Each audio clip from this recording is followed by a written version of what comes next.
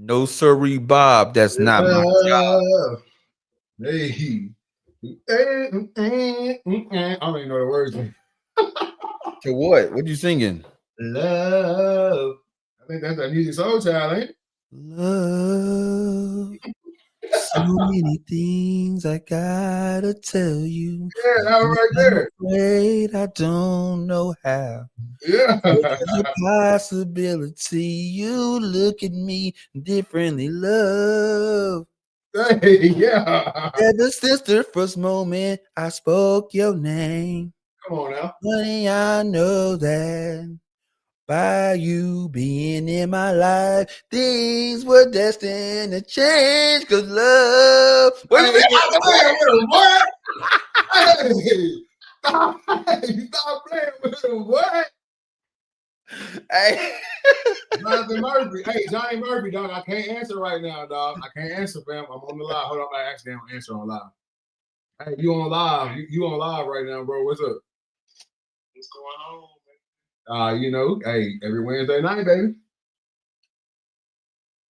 You on live? You on live? They can hear you right now. Everybody. What's going on, man? Hey man, hey, college football player Johnny Murphy, man. This him right here, man. Former Texarkana Game Day Athlete of the Year and all that good stuff, man. This him right here on the phone. What's up, man? What you want to tell the people? Show love to the ICL. Hey, appreciate it. Hey, got other people know. Hey, upset OBU game one. Uh-oh. Upset OBU game one. Knock them boys off. Upset OBU game one. Pony information. Come on now. Went on week 2, put up 38 on the board. Come on now. Week 3, ain't gonna lie, we got humbled a little bit at home. But that's okay. We playing the worst opponent on the GAC this week. They scored a total of 0 points on the season. We looking to throw them, knock them off real quick before we play the number 2 team in the nation, Hardy, next week. Hey, everybody be on the lookout, man. Everybody be on the lookout. Hey, Hardy, we love you, Hardy. We got ties to you from my boy Kennard. But other than that, hey, y'all going down this week. Hey, he ain't ready for them U Riders, though. So, they gonna try to do what they do. We gotta put it into all that, man. Most definitely, man. Hey, I'm gonna holler at you. I'm gonna holler at you when I get off live. Already.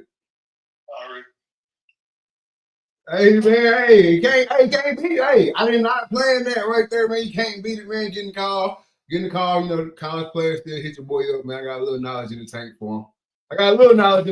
Not much, but I got a little bit, man. Shout out to Johnny though, man, putting in that work.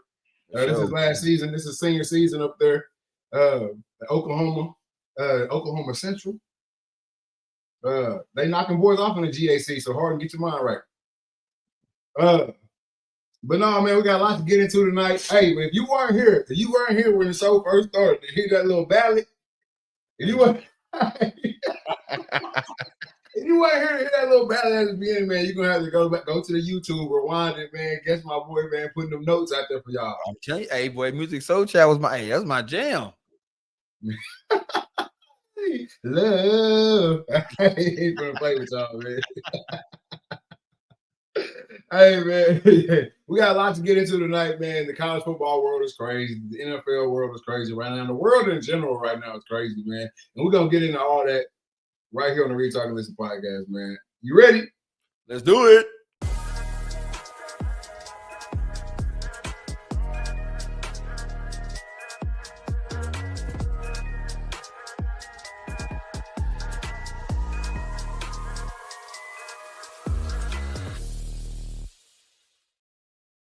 Good afternoon, good evening, good night.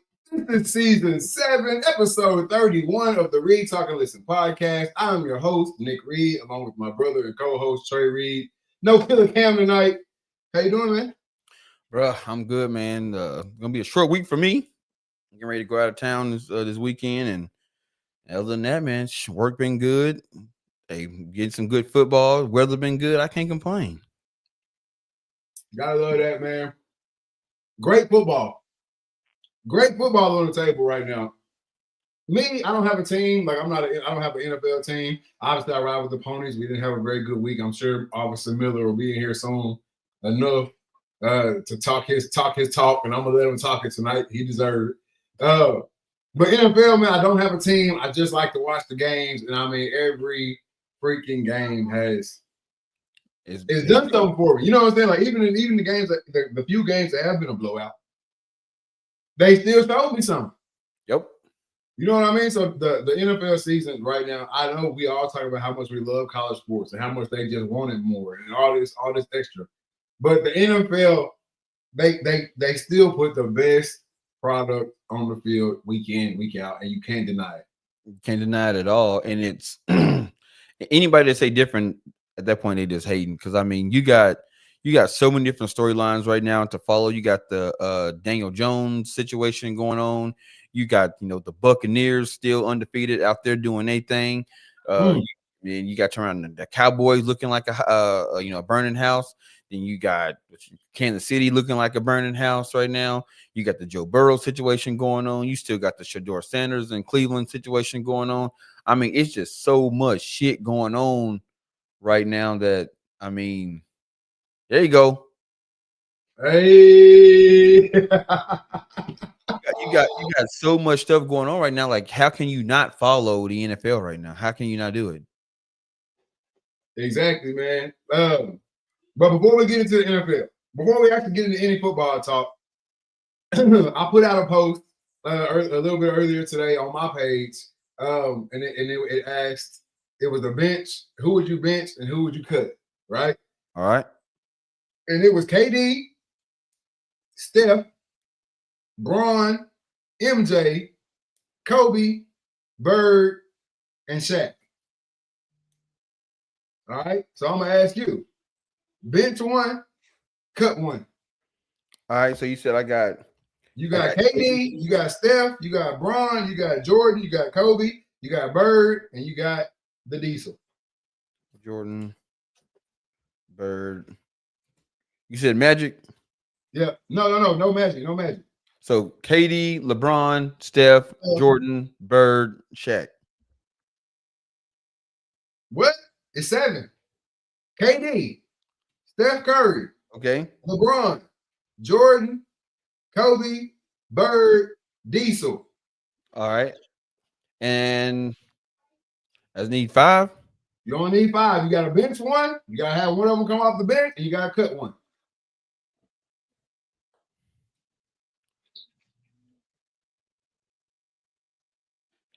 Oh, shit. All right. Let's see. Well, off rip, I'm starting Shaq, starting LeBron. I'm going to start Jordan. No starting. Cut. Who you cutting? Who you benching? Obviously, there's only 5 left. They're going to start. Oh, I'm cutting KD, cutting Bird. You don't cut 2, bro. You bench one, you cut one. Oh, bench Bird and cut KD. God bless America. Bench Bird, cut KD is crazy. I'm cutting Bird and I'm benching Curry. I'm cutting Bird and I'm benching Curry. Ooh, because I mean, Kobe ain't gonna play good with Curry. Curry coming off the bench. I'm saying, if I was going on my team, I'm starting them. Curry and Kobe not gonna play good together. Yeah, I'm Braun. Braun starting regardless. You know me. But yeah, man, it's a lot of mixed answers in here. We got Michael Keith. He actually didn't give one. He just said he likes KD, which I think everybody secretly deep down really does like KD. He did some whole shit, but I think secretly everybody likes him. You know, deep down, everybody, he's good. He is the definition of a hoop. I ain't worried about getting my hair cut. I ain't worried about brushing my hair. I ain't worried about the clothes. I ain't worried about the girls. I ain't worried about I ain't wearing no lotion. I'm worried about hooping. No, the picture of KD, I don't know if this picture's real, like where it shows like his sock stops and then his leggings start, and it's got like that much gap, and it look like fish scale. I don't know if that's real, but damn, boy. Hey. But I think he's just a real life hooper. Like he actually loves hoops, right? So I think if you like basketball, you like the NBA and everything, you kind of have to like KD. You kind of can't help, even though he went through his little rough patch where he did some whole shit. Yeah. You really can't. You can't help but to like KD, man.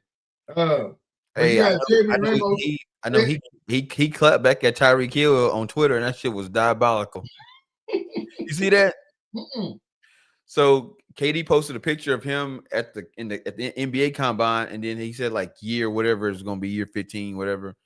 And what you call it? Tyreek Hill jumped in and said, he said year one. He said year 15 and bird, and you still got a bird chest. And he said something about in NFL season 8 with 7 baby mamas or something that's diabolical or some shit like that. Yeah, I ain't gonna lie, that is diabolical. And you keep getting jammed up with the domestics, Tyreek. Yep. We're gonna get into that a little bit later too, because they did do Tyreek for the bad on fucking TV the other night. We're gonna get into that a little bit later too. But man, here go Quentin right here. I can't even say that shit out loud. But you see it down there, man. Shout out to them boys. They handle business. They handle business this weekend. I can't, Did he make that up? Huh? You make that up, but they really say that. That's what they say, bro. Boy. Gay. I can't even say that out loud. My bad. Don't take us down. Homosexual. Feminine. Hey man, but no, man, they won the game fair and square. I told you I'll give you the floor tonight, man. You got it. You can say whatever you want to say. Jeremy Ramos says, cut Bird, bench KD. Sakina Reed says, benching Jordan, cutting Bird. Ooh. Brett Hudson says, Brandy Harrison says, cut LeBron, bench Shaq. Kentrell Manning says, Braun to the bench, cutting Jordan, which is a tape I haven't heard. Haven't heard that tape. Brett Hudson says, cut Shaq, Curry off the bench for the modern NBA. Which I like that tape, but I also think when I see Joel Embiid put up the numbers he puts up when he's healthy, that there's no way I can cut Shaq. Yeah. There's just no way I can cut Shaq. Dude, I just listened to a podcast with Shaq on it. It was the Dak, it's like Dak Anderson or it's some actor. Him and his wife got a podcast interview Shaq. And man, dude, Shaq was dropping some gems on that thing, man. I'm talking about he got so much shit going on, and then it's talking about his competitiveness with Kobe. Like, it's like that he choked his son when his son told him that Kobe passed. He didn't believe it. He said, man, what you see me? And he told him, and he grabbed him. And dude, he just going about how, like, being in LA, he was like that was my team, and everybody can say whatever about it being Kobe's team, but he goes, Kobe, no, that was my team. It was my team. We brought you in. So it's a damn good podcast. No, man, Shaq. I think everybody, especially during that time when it was going on, everybody knew it was Shaq's team, publicly. But I think we all know in the in-house who LA was riding with. Yeah. You know what I'm saying? In-house, who were the buses we're going with? Who, all these Rob Pelinka, when he, who these guys were, who they was riding with was Kobe, the young gun. Yep. You know what I mean? Shaq obviously was doing his thing, but when Kobe said, I want to be the guy, and Shaq was like, I'm either I'm gonna be the guy or I'm gone. They got him gone. And he said when he got to Miami, he was like, we gotta win one before they get one. Mm-hmm. So he understood that. Okay, yeah, I do. I guess I do gotta take it back to you, which kind of sucks because he could have stayed there, and who knows? Man, who knows? They asked me, said, had you stayed in LA, how many would y'all won? And he goes, man, he said we probably would have rattled off probably another 3 or 4. No, think about it. They got 3-peat. How hard is it to 3-peat? You know what I'm saying? Like that was the duo that you just could not handle. Talk about the ultimate 1-2 punch. You know what I'm saying? Shaq giving you a triple-double from the paint. Yep. And then all the supporting cast was just money. Like, they were just money. Big Shot Bob, Rick Fox, Derek Fisher. Just money. Just money, bro. Just money. And then you got to think about it, too. Like, let's just let the years go on. Like if Shaq stays there, like Shaq's getting older, and they do bring in Pau Gasol still. Now you got to deal with Shaq as a starter, and then he come off, and then Pau Gasol coming off the bench for a few years. Yep. You know what I'm saying? Like that type of stuff. When you really sit back and think about it, like, damn, how many could they actually have won? Do we talk about? Are we even still talking about Jordan and the Bulls and what they did? Because they do Shaq and Kobe rattle off 5, 6 straight. You know what I'm saying? Like, is this Warriors dynasty as big as of a deal as it is? Because we already seen it with Shaq and Kobe. You know what I'm saying? Like, all those questions come up. Does it even happen? Does the Warrior dynasty even happen? Because because they were so far down the road. We talking 2015, 2016. So I think they still happen. Yeah. You know what I'm saying? That was down the way. Shaq and Kobe started winning them hoes in what, 90, early 2000s? Yeah, but do teams start having like, all right, well look at the formula that LA did. We need to start setting up like that and moving parts around where now it's like that. It's that butterfly effect. Now shit that probably would have took place don't take place because teams are looking at other players differently. They bringing people in to try to get that Shaq and Kobe duo. Yeah. And yeah, you know what I'm saying? It's like a whole ripple effect. It messes the whole fabric of the league up. Yeah. You started going from big 2 to big 3s. That's then we stopped looking for 2, we started looking for 3. And I think that's like the biggest thing that's happening right now with the NBA, which we're not gonna stay in the NBA long because basketball season gone. But I just had to get that out there because of that post. But I think when you start looking at it now, that was like the mess up of it, right? They stopped going for looking for 2s and they started looking for big 3s. Well, it's a lot harder to share that rock. Yep. With a big 3. It's a lot harder to make 3 work than it is to make 2 work. Yep. And I think that's where you got a lot of big 3s that didn't pan out, or a lot of big 3s that really was big 2s with an extra. You know what I'm saying? There was a lot of big 2s with an extra. Oh, that's a good one right here. So this is going to get us down the basketball road. Carlton Bailey says, still hate they blocked that CP3 trade.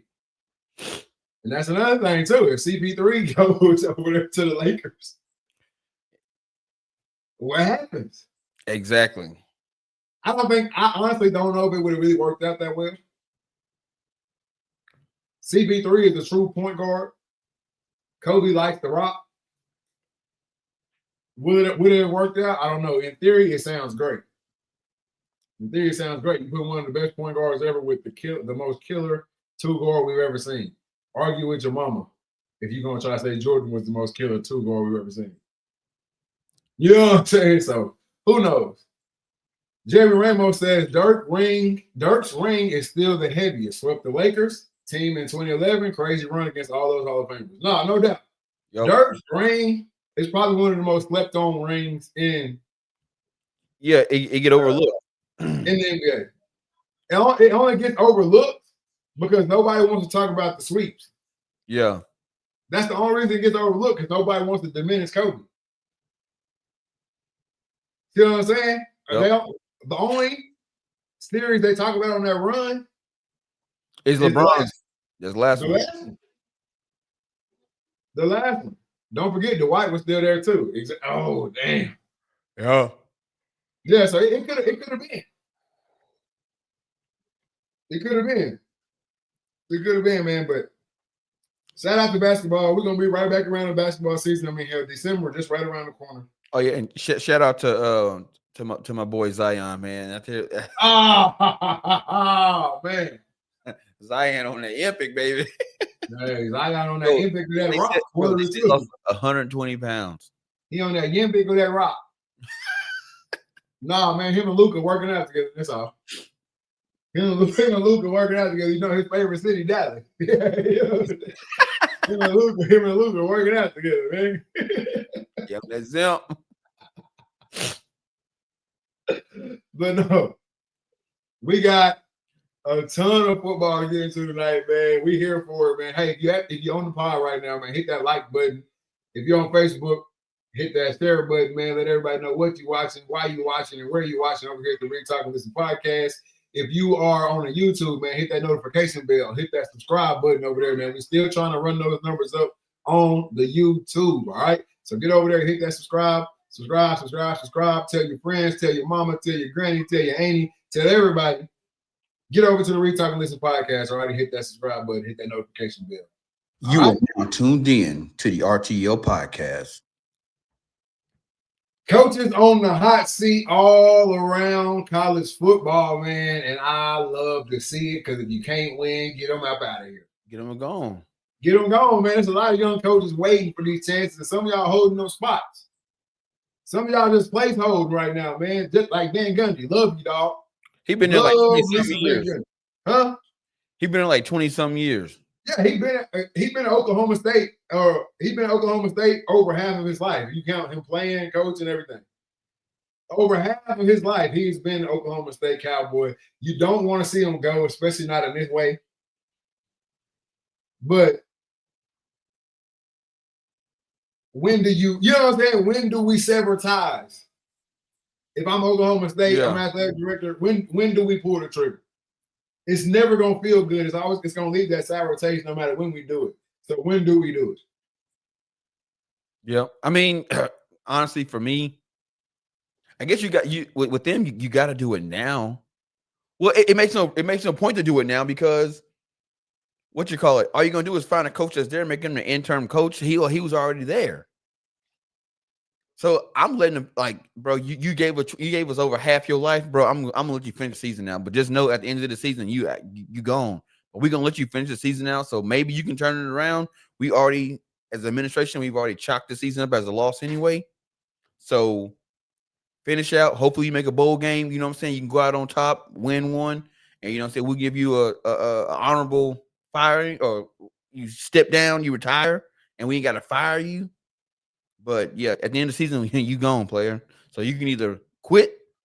I mean, you can either retire or you gone. I think you have to fire him now because of the very reason you just talked about. If let's just say right now, okay, they getting their tail stomped in right now. Yeah. All right. And you don't fire him. Mike is gonna let you finish out the season. Let's just say they turn the ship. Let's say they turn the ship and they run off, they don't lose another game for the rest of the season. They go to their bowl game. They put belts ass in their bowl game.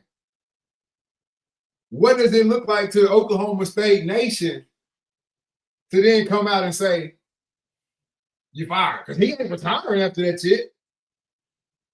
No, that's the thing. You sit him down and you say, look, Mike, this is what's gonna happen. You got two choices. We can allow you to finish the season out, but after the season over with, you have to retire or step down, whatever you're gonna leave, you resign, whatever, or we're going to fire you at the end of the season. And that's what I'm saying. You can have that conversation with them all day. And that's a good. I'm making them sign something. You sign something. That's a good out, and that's fine. That's a good out while they getting their ass towed. But let them rattle off and go undefeated for the rest of the season. So that put them at what? 9-3 or 8-3? Yep. 8-3. And then they go win the ball and they go play a nice bowl. Hell, at 8-3 coming out the Big 12, you might win that hoe.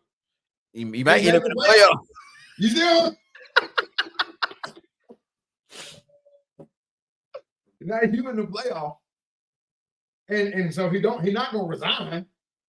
You have to fire him at the end of this season. And now the fans looking at you like, what the hell? And then the next coach come up and they start the season off just like this season.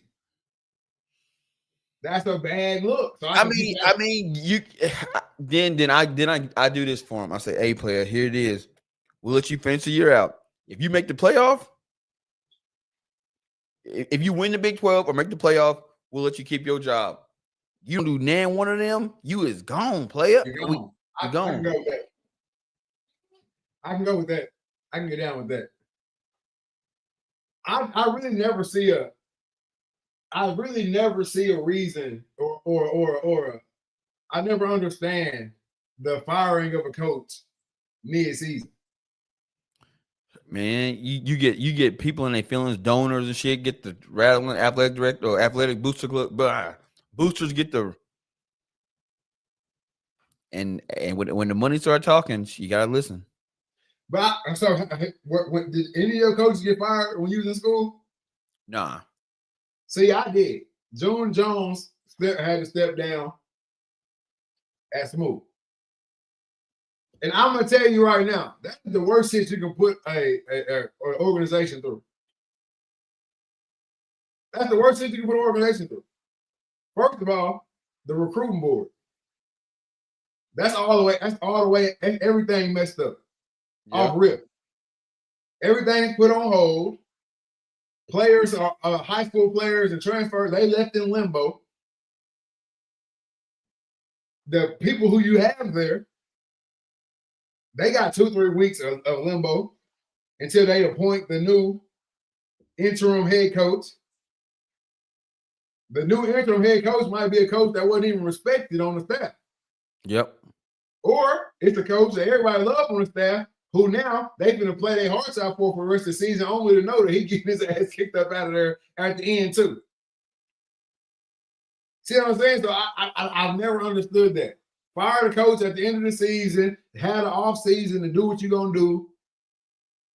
Your recruits and everything is already in place. Yep. You know what I'm saying? So I like that method better than the fire mid-season. I think the fire mid-season just throw a wrench and everything. It's like a Band-Aid. It's like putting a Band-Aid on a fucking busted pipe. Yeah. You know what I'm saying? Shit, water still leaking. I mean, unless you do like, well, they didn't fire him. They had him on suspension. They don't say like in Michigan, they had O'Buddy stepped in and he just kept the train rolling. Then O'Buddy left and went to the NFL. Dude get the job and shit. They gave him one season. Yeah, one season. Get your ass up out of here, coach. But that just tell me y'all didn't really want him. What can we say? He wants a national championship. We got to keep him around. Man, come on, man. You know how that shit was gonna play. He won. But who else we got? We got Dabo Swinney. Dabo Swinney on the hot seat right now. Dabo Swinney on the hot seat, man, going 1-3, open the season up. Ain't looking good for Dabo. I've seen a whole lot of funny skits going around talking about the AD bringing Dabo in, saying, "Hey, man, we thinking about going another direction." He said, "Man, it sure be sad so happened to your dog." Yeah. He said, "Man, come on, give me to the end of the year, man." But yeah, Dabo, man, I think the reason why he on the hot seat is because during the ACC media week, he was talking a whole lot of big shit. You know what I'm saying? He was saying that he got a Heisman quarterback. You know, the Tigers are going undefeated this year. You know, mark my word. You pop off with 1-3. Cat's looking like, man, you did all that talking, and you know, and you promised a national championship. You put it on the line. We gonna win it, and you ain't doing shit. They still could. They still can win a natty right now. Though. That's the thing.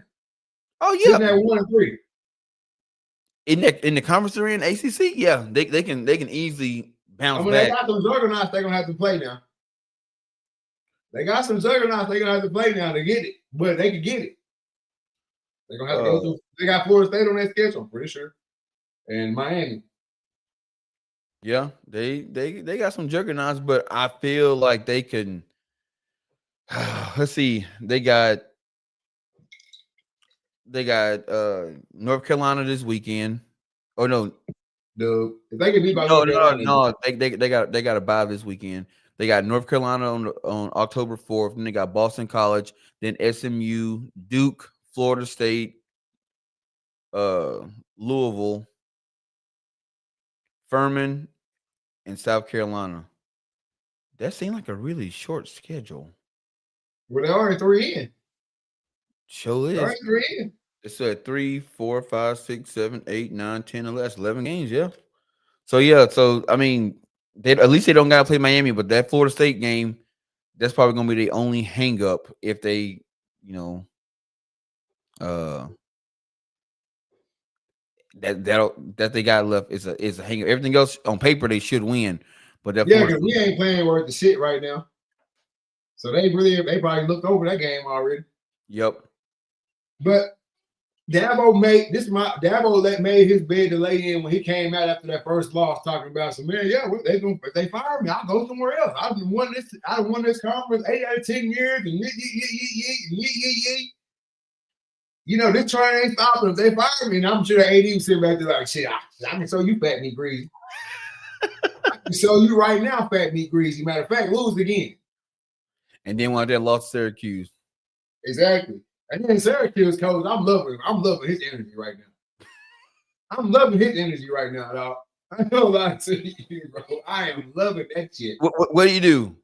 Man, he's just so hype about that. He's so fucking locked in on Syracuse, bro. Like even going back to last year. When he was trying to do that shit with Colorado. Yeah, I'm gonna say even going back to last year when they beat they beat somebody at the end of last year, whatever. You know, he's like, Clemson, we got y'all in. You're welcome. You know what I'm saying? Like, yeah. This new way. We on ass. We on asses from now on, from here forward. And he went on. And I don't know how they looking. Shit, they looking good. Yeah.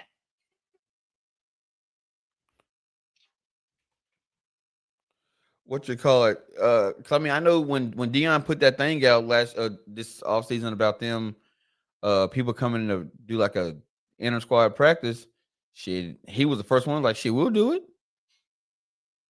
No, dude, Syracuse is what you call it. They lost to Tennessee, which is given, but shoot, they knocked off UConn. They beat Colgate, beat Clemson. They got Duke this week. They probably gonna beat Duke. They got SMU. Who knows what's gonna happen? They got Pittsburgh. Then they got Georgia Tech. If they knock off Georgia Tech, they gonna really be feeling themselves because Georgia Tech's sitting at 16 right now. Then they got UNC. They'll probably beat them. Then they got Miami. Then Notre Dame. Right now, Syracuse set up. If they win out, they could probably be up there in the playoff. If they win out, they're gonna be in the playoff. If they win out, they're gonna win the ACC. So they looking good. He got them in the right spot where they need to be at right now. Now people gonna be checking for y'all a little bit more after last week. Oh yeah, you know what I'm saying. People gonna be checking for y'all a little bit more, so they're gonna have to come with it. But shit, I'm loving his energy, dog. I'm loving it. I think his energy might will them to some shit. Yep. Then you got David Braun at Northwestern. Can't tell you nothing about it. I just know that Northwestern is looking. They were looking at Larry Fitzgerald to bring in. Then you got Mark Stoops, brother of Mark Stoops, at Kentucky. He been in a little too long. He got a $40.5 million payout that they probably gonna give him. Shit, Belichick already on the hot seat at UNC. Yeah. Which, you know, I think he realizing, man, maybe my coaching style don't translate to college football. And then, you know what I'm saying?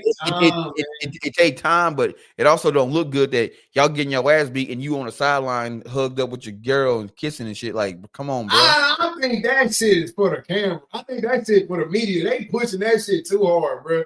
That girl was not on the sideline.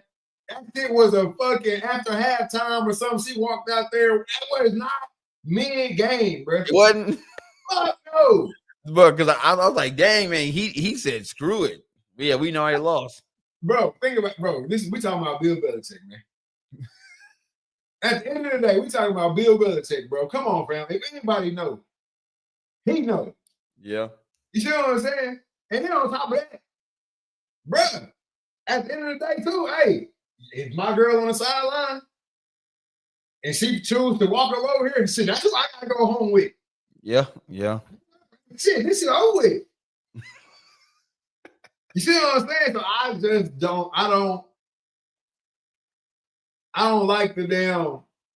I don't like the way the media trying to spin that. The media do want everybody to hate her. They don't want her to be around. The media want everybody to hate her. They can still be North Carolina can still be getting their ass kicked if she didn't exist. That's all I'm saying. Yeah. I do know. Go ahead. No, you go ahead.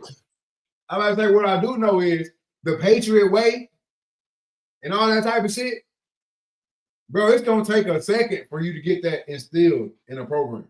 Yeah, because see, you come in, so you got to think about it. And You then got we know who just left. yeah. So yeah, Mac Brown who runs shit like a damn country club.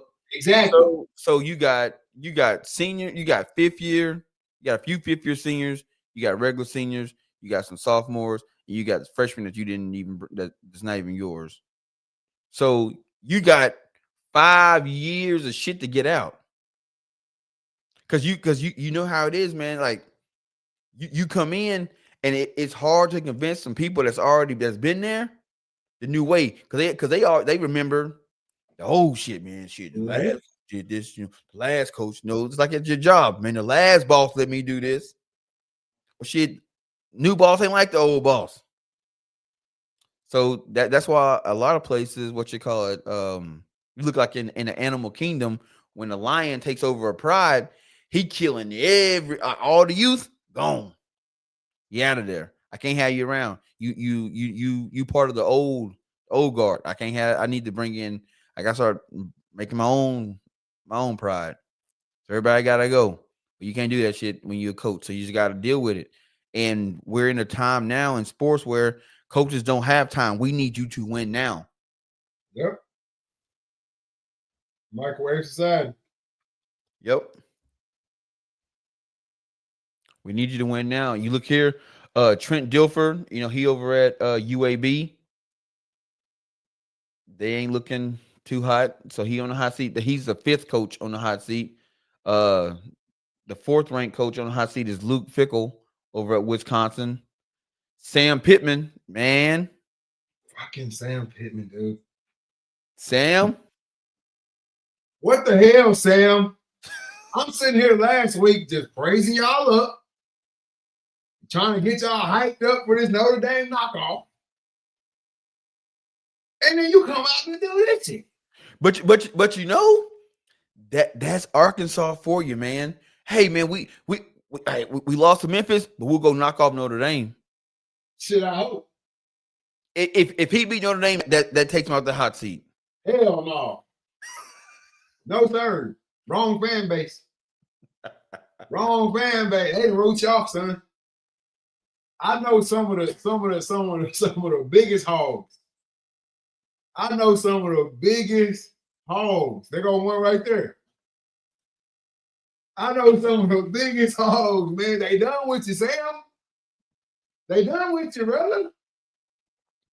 And you know what he gonna say? Man, look, we tried to get y'all to donate that $100 a month. That director been singing this shit already. That director of Arkansas is so stuck on that the city or the state needs to provide them with the NIL funds. It's sickening. He needs to take his ass down the street to Bentonville. He didn't take his ass out there on the corner and put a sign or something if he want to do it like that. No other college in the country is hitting up their fans for bread. But it makes sense though. I mean, I see where you're coming from. I don't. You have to explain that shit to me. We want to win for the fans. The fans keep saying we need to win, we need to win, we need to win. Well, shit, come out about y'all pockets.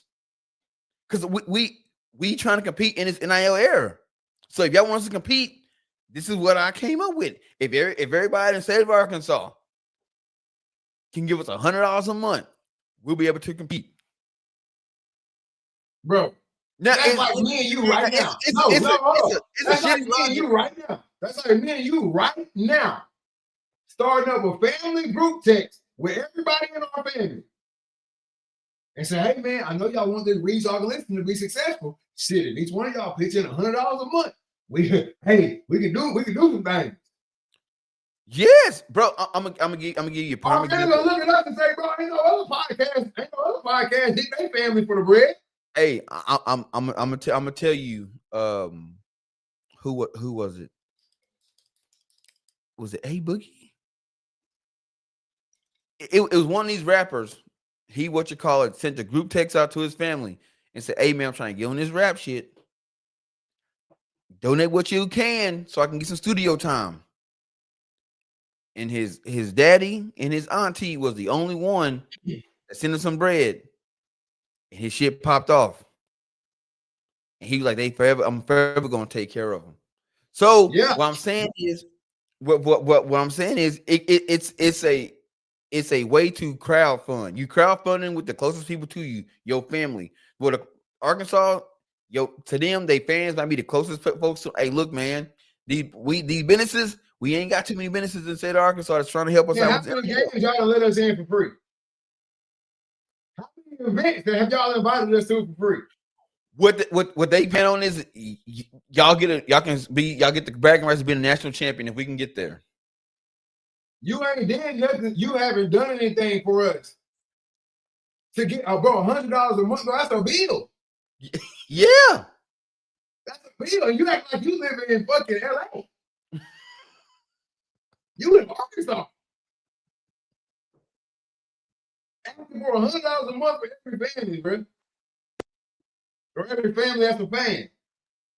Bro, that ain't gonna cut it, bro. You ain't invite, bro. It'd be different, right? It'd be different if the Arkansas Razorbacks was like the Green Bay Packers, right? Yeah. And shit, once a month, 2 times, 3 times a year, we invite y'all to the stadium. We feed y'all. You know what I'm saying? Come to the campus. Come to the facilities. This is what we got going on. Woo, woo, woo. Now, when I send out there, hey, we just asking for $100 a month. They like, damn, what should they do? Hey, man, I remember we went in there, we seen all that shit, man. We can get some players in. We really got it going on. Yeah. We really will have it going on. Now it's looking a little different. But see, y'all charge us to park. You charge us to come to the game. Hell, you charge us for the tailgate spot. You charge us to get in the game. You charge us to come to the facilities. You charge us to come to the campus. You charge us for this. You charge us for that. Then you're going to turn around and say, oh, by the way, if y'all can just give us $100 more, that's really what it is. Because we know everybody, damn near everybody in Arkansas goes to the Arkansas game. So yeah. On top of everything you already given us, oh, by the way, we need an extra $100 a month. And what about the fan who they kid go to school and they paying tuition? Y'all want an extra $100? Get your ass on my face, man. You better tax that on his tuition. Shit, you better get the hell out of my face talking about tacking over to some tuition too. That's what I'm saying, bro. You're not getting away with this. You're not getting away with this, bro. So until they figure that shit out, it's an easy out because now they can say, man, look, we tried. Man, I better call Pat Bev. Hell, Bobby Porter, shit.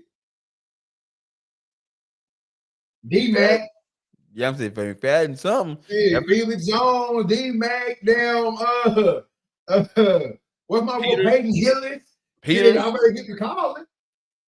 What's up, Captain Queen City? Jason Peters? Jason Peters?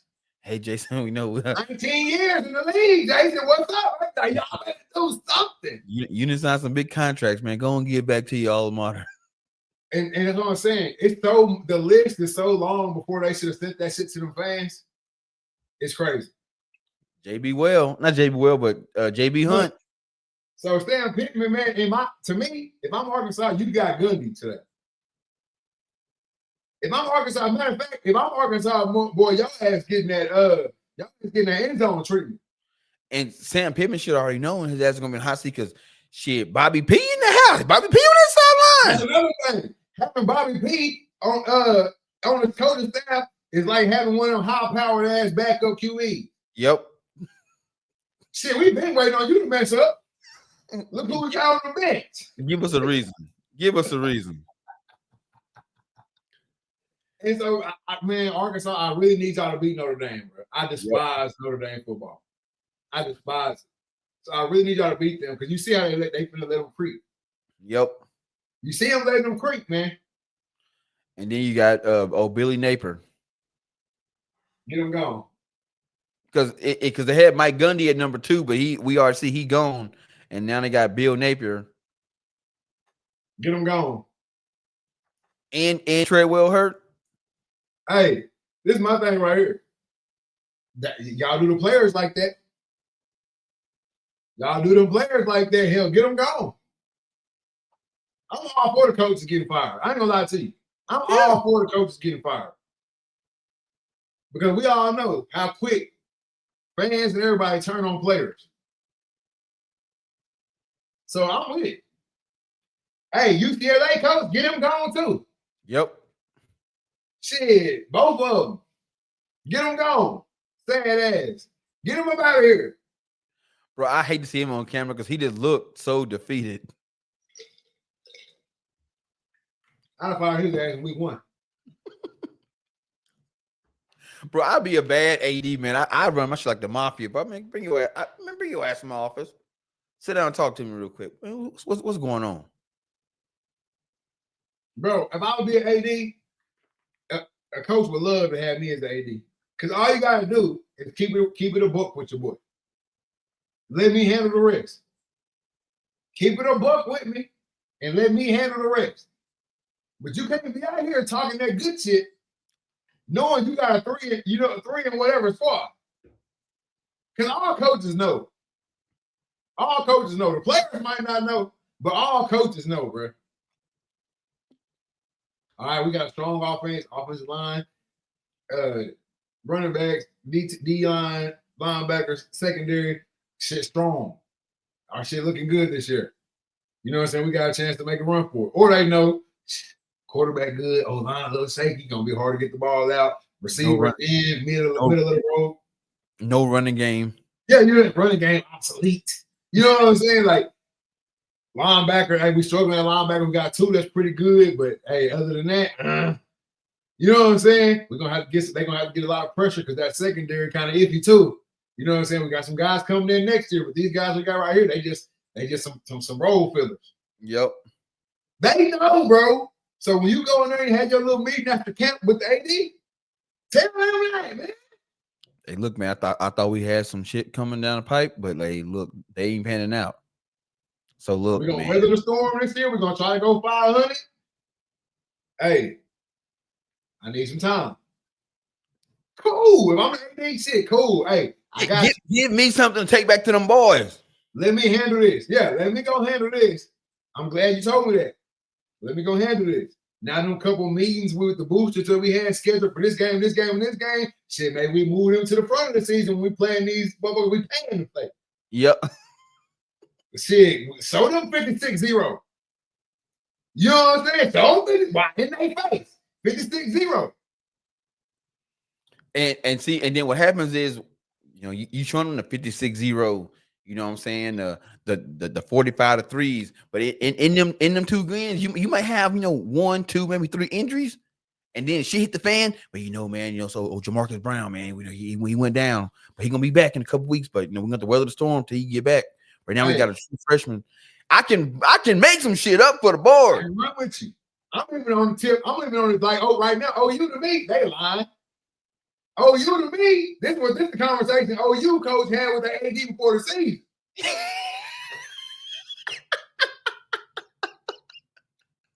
We gonna put belt to ass at the beginning of the season. Look at the schedule. We gonna get on the ass. Hey, guess what? Week 4, we're gonna shut the QB down. We're gonna shut them down. Then we're having hand surgery. Hand surgery out of nowhere. We're gonna shut him down. So when we get into this bulk of this SEC play, if it don't go our way, this the reason. Yep. Everybody now, because right now, everybody, you hot. Everybody think, you good. We sit them down before we play Texas. So if the Red River rivalry don't go the way we want it to go, ain't no swaying, ain't no booster jumping off ship, ain't no NIL type of shit getting messed up, none of that. Ain't no high hopes because our general out. But if we just so happen to win, shit. Exactly. I can help you. Let me help you. Shut him down. We're going to finish out this season without him. Shit, why buddy come back next year and win the Heisman? Why listen to what I'm telling you. Matir, how you say his name? Yeah. Matir. Boy, come back next year and win the Heisman. You might win the SEC. I'm just here to tell you. I just gotta weather the storm. Let me help you weather the storm. Man, boy, you smiling like a motherfucker right now. And that's how you supposed to play the game. Let me know so I can fight for you. Come on, man. We can easily get this. Well, come on, bro. But you come out here talking about some natty playoffs. Them big words, bro. Yep. Shit, Lincoln Riley, his ass on the hot seat too at USC. Get him out of there. You ain't did shit here, bro. Well, and we didn't bought you a house. We didn't brought your family out here and shit. You ain't did nothing. All that shit, you know, at Oklahoma, you didn't know that shit here. And don't say Kelly Williams because he was here before you got here. No, he wasn't. He came with him. Oh, never mind. I thought he was already there. He came with him. Now we both got you. And that's another thing on the Lincoln Riley tip. Same thing. What you thought he was gonna stay here forever? You thought he was gonna be here forever? He came with you. See, you should have had you a little another plan coming down the pipeline. Should have had two. It's a wrap on that shit. But USC is no longer that destination for QBs. Nope, not at all. And which is wild to me because, bro, think about this. There are a lot of good quarterbacks in high school. You trying to tell me these coaches, like, there's enough quarterbacks that every Division I team or the top teams could get one. Hell, maybe two. And you don't bring, you see years where they don't bring no quarterback in. You can't be that. You can't be that stacked at quarterback. It's because the QBs they got two damn prima donna. The QBs they got two prima donna, dog. See, back in the day, you bring in your guy. You know what I'm saying? You bring in that guy at QB. You know, for the next 3 years at least, this is your guy at QB. All right. Every year he there, you bringing in another number one, another number two, maybe a three running back QB in that class into your program. Now you got your guy, he's a starter. You bring in the number one QB. We, as the fans, never see him because the next year, the number one for South Carolina come to your school. So now that number, the dude who is supposed to be the next leader of your program now ends up at New Mexico State or fucking Nevada or you know what I'm saying, somewhere else around the country. Sam Houston. SFA. That's what now. So you see all the time we watch the game. Oh, number one recruit coming out of high school. That's how you get up here. Yep. Then you have. Or then he go over there. So wait. He's still that number one, number two QB. So he go light it up and whatever, load up the division or whatever in that division. So now another school, let's just say Alabama, they got they next QB of the future. He waiting in the wings. But now the dude who was just the number one dude at USC, who now at fucking Sam Houston State has a career year at Sam Houston State, he transfers to Bama. Now your number one dude who's supposed to run your program at Bama is at Nevada, Sam Houston State. It's a fucking cycle. So we never see those high school guys. Nope. Yeah, that makes sense. And they're not getting, nobody's growing up through the program. Nope. What we gonna who the hottest coming out of JUCO? Who the hottest coming out of D2? Who the hottest coming out of the non-P5 or P4, I guess? And bring the ass up. And bring them here. So now our 3 years worth of recruiting at QB now means shit because we bringing in this cat who we ain't even recruit. Man, it was like old buddy from Utah. He played 2 years at West Virginia. Then he was 2 years in New Mexico, 2 years, and then he ended up in Utah. But you can even take the Michael Penix Jr. situation. He played a whole career at Cincinnati, or what was Cincinnati? No, Illinois. He played a whole career. So that's 2, 3, 4, 5 QBs that stand behind him his whole career. Leaves, goes to Washington, and play another career. That's 2, 3, 4, 5 QBs again that sat behind him. So at least 6 QBs that didn't get no burn. And that's how the shit go. And then eventually the tank run out. And so you don't, and then all of a sudden, now you USC, all your QBs done left. Who you recruited. You got this guy from them, wherever he transferred in from, and then the 2 QBs that you didn't even want. Still left on the roster. Because they just going to school at this point. The clipboard cats. Yeah. You know what I'm talking about? When you stuck with the QB you brought in and 2 clipboard cats. Fuck you gonna do with that? You just pray that clip one of them clipboard cats can sling that joker. Come on, man. So that's how the game go. We miss out. We miss a lot of. We end up missing out on a lot of high school talent due to the new wave of college football. Which I'm not mad at the new wave. I'm just saying we do miss out on a lot of the talent that's coming into college football. Because first of all, these motherfuckers ain't leaving college. No, they not leaving college. So he missing out on a bunch of talent, bro. Shit, you got the cat at Oklahoma State. He trying to protest for an 8th year. I wish I could get in some of these meetings too. He said his agent is writing up something now to protest to him to get an 8th year. What is your plan, son? I want to get in some of these meetings. What is your plan, bro? Because at this point, you a nickel holding up $1 million operation.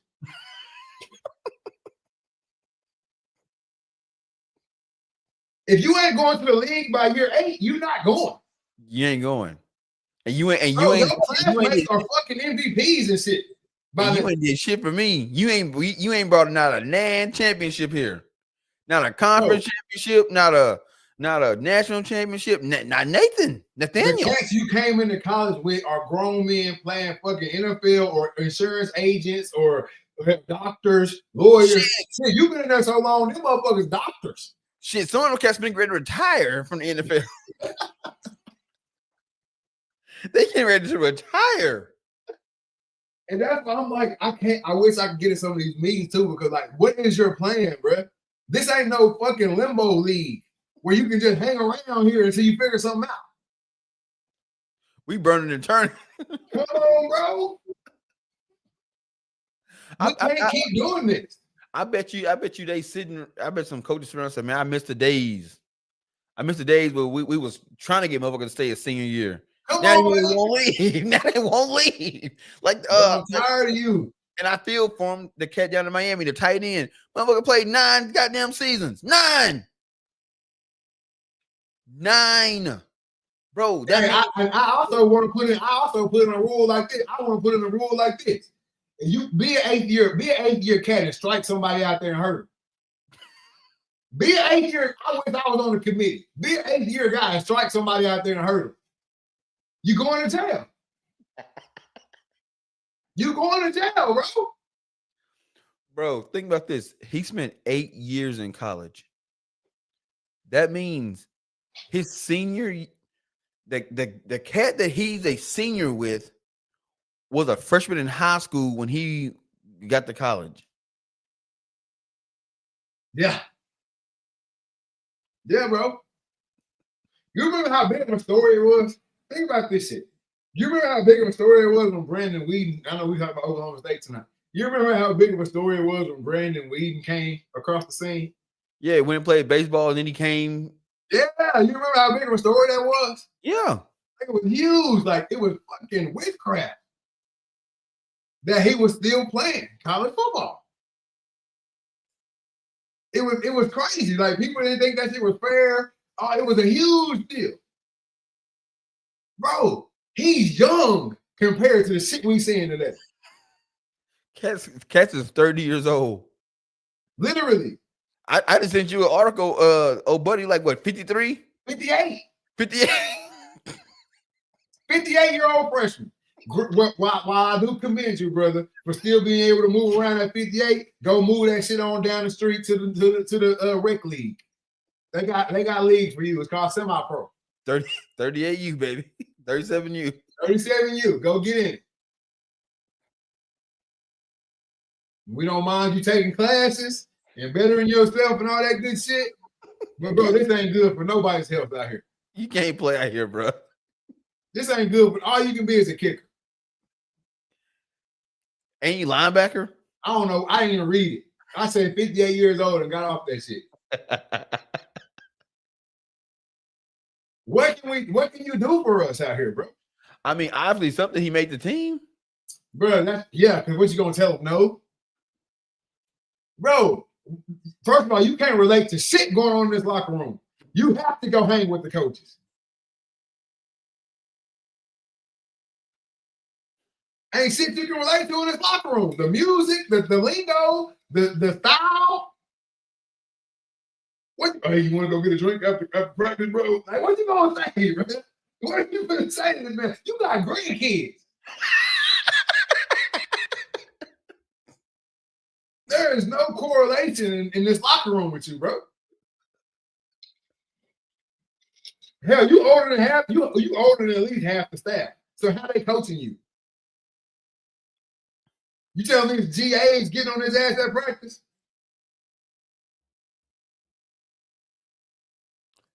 Bro, if I sent you this picture,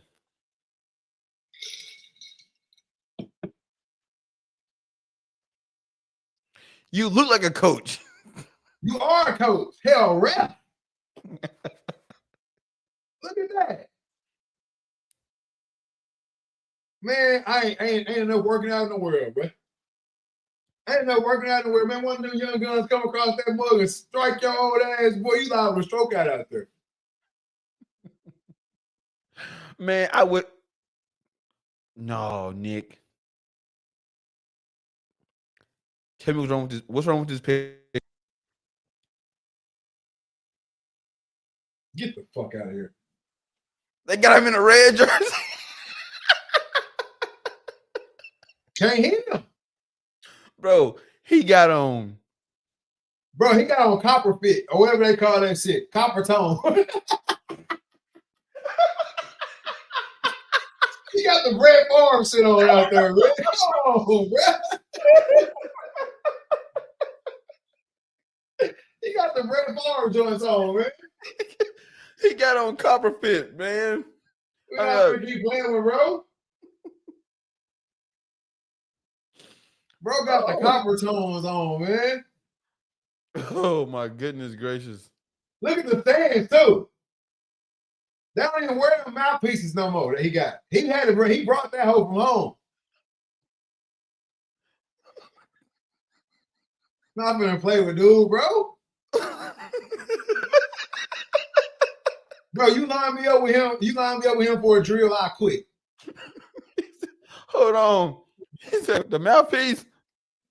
Look at that mouthpiece. That's the mouthpiece that video I sent y'all the other day.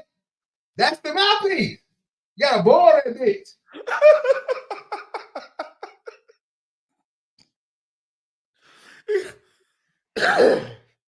Hey, look. My boy Cam's NIL money for erectile dysfunction. He gonna be the first NIL Bluetooth. Come on, man. Man. Not gonna play with Buddy out there, bro. Got his ass in a red jersey. What position? What position? Should they play D-end? What you think he played? Let him get in the trenches, man. Roll your ass up out of there. What do you think he played? He playing D-end. He played. Yep. Right he played D lineman. Bro, come on, man. Get him out of there, man. Give him his little honorary varsity jacket, man. Get his ass on up out of here, man. There ain't no. So we can't, man. And the coach can't even call him son. Like, look here, man. We can't put you out here because none of these the coach is calling him sir. Sir. Bro, what school is that?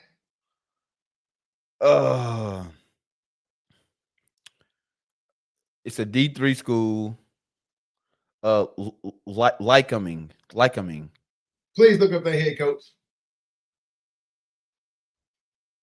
All right. Please look up their head coach.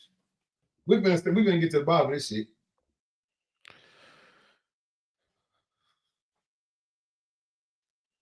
Watch his ass be 37. The head coach is Mark Clark. No. How old is the head coach, bro? God, he old as shit too. They went to school together. 18th year. Yeah, them boys classmates. Them boys classmates like a mug, man. Come on, bro.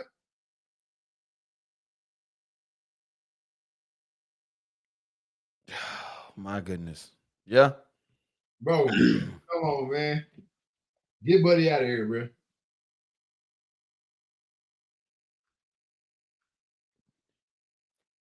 Oh boy, and they ain't won a damn game. Boy, they ain't got beat 24-7.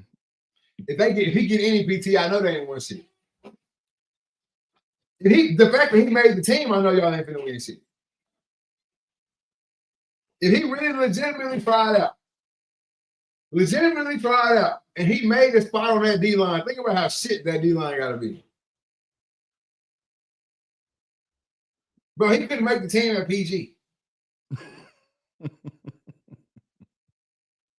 Come on, man. Time out for all this playing shit y'all doing in college sports right now. Y'all doing a lot of playing. He's a former powerlifting competitor. And when? The 80s? And he had to be. But it was popular in the 80s, bro. He on somebody's D-line right now.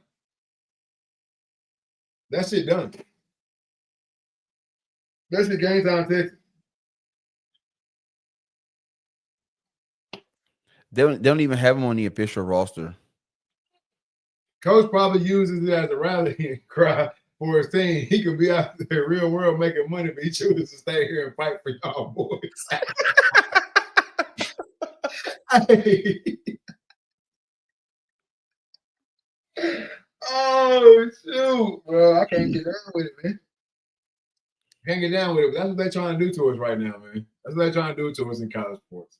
As the landscape is leveling out, though, in the college world right now, and, you know, we get into week 4. We in week 4 or 5 with college. Week 4. Like this one coming up right here will be 5. Or Yeah, will it be 4? It'll be 5. Yeah, coming to week 5. It's still a little bit too early, especially the way shit going right now. It's still a little bit too early. But tell me what you got. Tell me what you got. Who winning this thing? Well, the whole thing. The whole shebang. Ohio State. Okay. I can go with that. Also, too, are you in agreement with the new top 25? Have you seen it? I seen it earlier, but I'm looking at it right now. All right. Let's see. You got number 1 Ohio State. I agree with. Yep. Put Miami at number 2. Really, at the top 10. We don't really care about the other shit. All right. Penn State at 3. I agree with. LSU at 4. I agree with. 5. Georgia. 6. Oregon. 7. Oklahoma. Florida State 8. I agree with. A&M over Texas. I agree with. And Texas 10. Yeah, I agree with that. What's gonna happen is you're gonna have Texas either beat Oklahoma, and they'll jump up to 7 or 6. I mean, if you look at it right now, I mean, shit, it's all SEC and Big Ten, and then you sprinkle into Miami. I agree with it. I don't understand why the coaches poll have Penn State over Miami. I mean, I guess because they were already there. That's another thing too. Y'all gotta stop this shit. College ranking system. Y'all gotta stop this shit, man. Penn State, them boys been down there since last year. Them boys been down there since last year and ain't lost.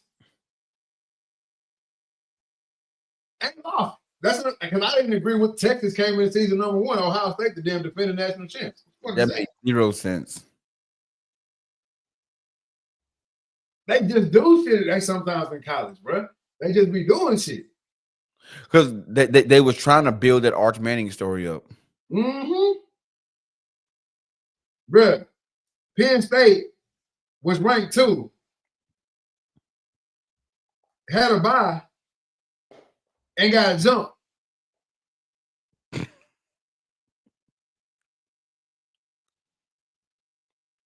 I don't get that shit. But I'm telling you what it is. It's going to be the same way as the Notre Dame shit when they beat Arkansas. Miami got that lame ass, even though we know Florida is dog fucking water. Excuse my French. Even though we know that DJ Lagway is he having a rough go at it right now. He having a real rough go at it. Bad. Because they got that SEC tag, Miami beats them, and they go from 4-2. Bro, if Miami win this weekend, or wait a minute, no, Miami got to buy. So next week, if Miami beat Florida State, they probably gonna run the table because they got Louisville, Stanford, SMU, Syracuse. If Penn State beats Oregon and Miami is idle, they ain't got no game this week. Yeah, they gonna drop. They gonna drop, which I think is stupid too. You got them there now. So why you dropping them? Miami liable to drop to like 5. Yeah, because if LSU win against Ole Miss, they gonna move up. Georgia play Bama. I'm sure they probably gonna beat Bama. They gonna move up. Oregon beat Penn State. Hell, they liable to be number 2. Yep. I do think that with Texas being, see, I don't like it because I look at, like, even though it's Georgia Tech and it's Vanderbilt, you got 2 4-0 teams sitting at 16 and 18. I would have them higher. I'd have them at least 15. Yeah, because you go down as because you get to 22 and they're 1-2. Yeah. You got, I mean, it's TCU, but you got TCU at 3-0 and they're sitting at 24. And there's a 1-2 team at 22. There's a 1-2 team at 22.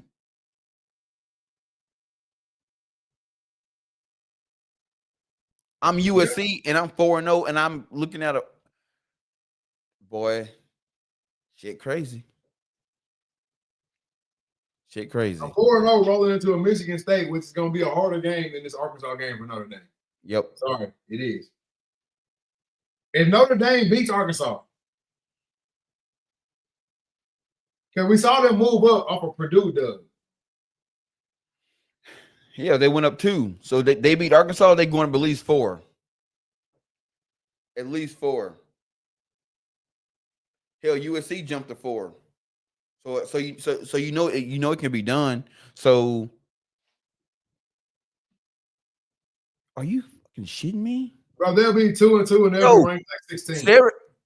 Oh, never mind. I won't say. I thought it was Syracuse, Illinois. I'm saying Syracuse beat Clemson and dropped 14 spots.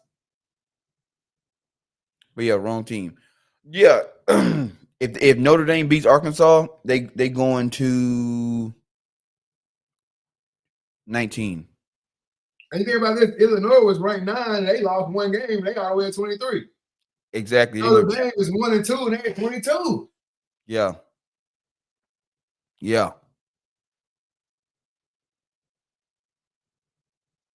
I don't like the shit. I hate Notre Dame for that, bro. Because nobody else will get that grace. Never. Nobody else will get that grace, bro. Texas is literally sitting at number 10 right now. If they go and lose to Oklahoma, bro, they're going to be down there. They might be 25. If not, drop out.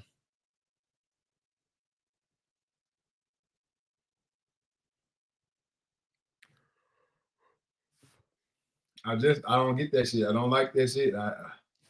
It's garbage. But as far as the top 10, I'm happy with the top 10. I do think Penn State should be number 2 in the country right now. They deserve it. But I don't think they want that Big 10. I don't think they want that shit. Nope. Dude, I mean, regardless of what anybody saying, the Big 10 is super powerful. It's a powerful conference, man. Because you just got so many you got 18 teams in that conference, and out of the 18, hell, 10 of them good. Decent. Yeah, but they all gotta play each other. That's another thing. Yep, and they gonna have that same tag. The SEC start that same tagline. We beat each other up. We beat each other up. But the difference between them is that they actually all play each other. Yeah.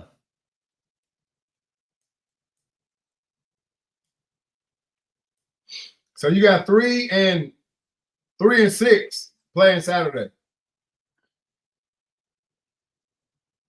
So yeah, they're literally going to knock each other off. They're gonna knock each other out of it. And it's gonna be all ACC. I think Oregon gonna dog walk Penn State. Maybe. Oregon gonna have the same problem to me. It's gonna be their first comp. Just like when they played Ohio State last year, it was their first comp. Yeah. So that's tough, bro. I don't like the coach either. Lansing or whatever his name is. Yeah, I don't like him either. Do a lot of shit. I hope they get their shit. So I hope they get their shit kicked by Penn State. I mess with Penn State. I like their QB. They running backs hard. I mess with Penn State. So I hope Penn State do something, but I think Oregon might give that game away just because they ain't played shit for real yet. And I'm still trying to like. They get away with a lot of shit too. They get away with playing a lot of dog ass teams in the beginning of their schedule. Always. Yeah, because nobody looks at their opponent. Oregon has done a great job. But when we play a shitty team, we're gonna break out these new unis on y'all ass. Yeah. Ain't nobody looking at who they playing. They looking at what they wearing. They looking at what they wearing, bro. Ain't nobody worried about who they playing. Bro, they played Montana State 59-13, Oklahoma State 69-3, Northwestern 34-14, Oregon State 41-7. Bro, y'all just dog walking cats, man. That's another. They play teams that they can run up and that, bro. When you know everybody in the country loves to see Oregon get out and fucking run. Yep. We know they're gonna have some of the top speed players in the country every single year. And that offense, it just looks good, bro. It makes a good highlight tape. It makes good fucking ESPN TV. It makes great football TV. I agree. If you play it, so you see a lot of teams play a bad opponent, and the game resembles it. Right? Yeah. It's like we're not gonna pull out all our plays because it's not a conference opponent, and we don't want to show everybody everything we got. We pulling on everything. We can score 100. Buckle up. Don't let it be a home game either. We're going to try to score 100 for real. Hell, they damn near did it last year when they played. It was like Oregon 80-something, didn't they? It was like Oregon Northwestern or Oregon State Central or Central Oregon State, and they scored like 78 points and didn't score no touchdowns in the fourth. So they possibly could have scored 100 if they wanted to. And that's what I'm saying. Oregon is great at what they do. They're great at if we play a bad opponent, we're gonna score 100. We're gonna make it look good. We're gonna make it feel good. We're gonna be all over ESPN. We're gonna have the highlights of the night. We're gonna have some 60-yarders, some 70-yard runs, some long bomb passes. Like we're gonna do some trick play shit. Punt returns, kick returns. And we're gonna do it all in these brand spanking ass new unis y'all ain't never seen before. Yep. They got the mummy unis coming out for October. You gonna bust out the best users against a sorry ass team. Then when they start playing some talent, they go right back to the original. Right shit. To the green. Right back to the green and yellow, baby.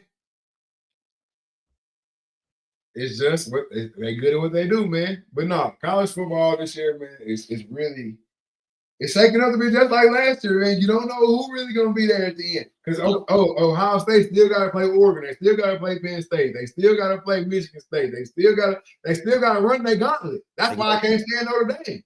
Yep. Think about that. LSU still gotta run their gauntlet. Texas got to run their gauntlet. Georgia got to run that gauntlet. Georgia playing Bama this week, even though Bama ain't what we used to. They still got to play Bama this week.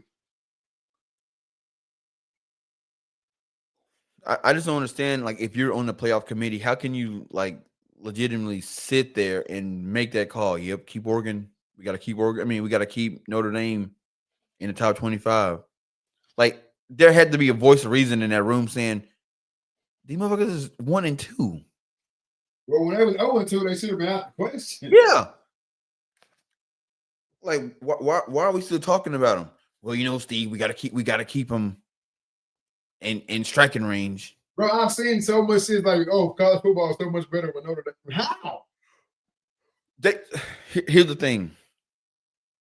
Have they made it to the national championship in our lifetime? Yes, they've made it 3 times. 2 or 3. 2 or 3 times. I think it's 2. I'm gonna say 2. Manti Te'o and when else? Last year. Last year, when else? That's it? Manti Te'o last year? I'm pretty sure.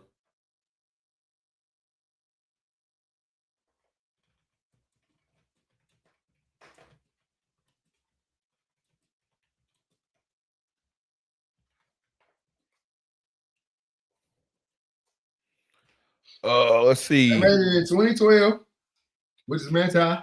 Yep. And last year.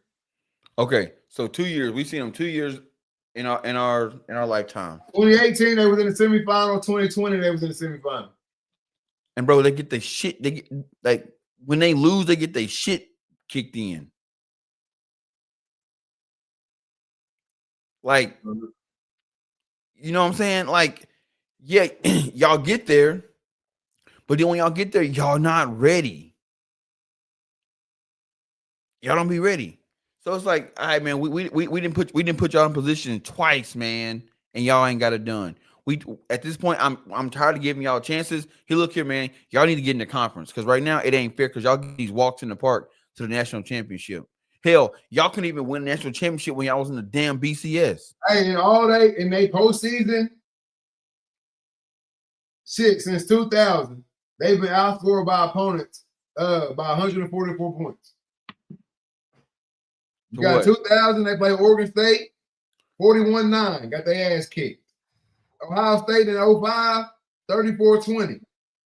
LSU in 06, 41-14. Alabama in 12, 42-14. Ohio State in 2015, 44-28. And in 2018, they played Clemson 33.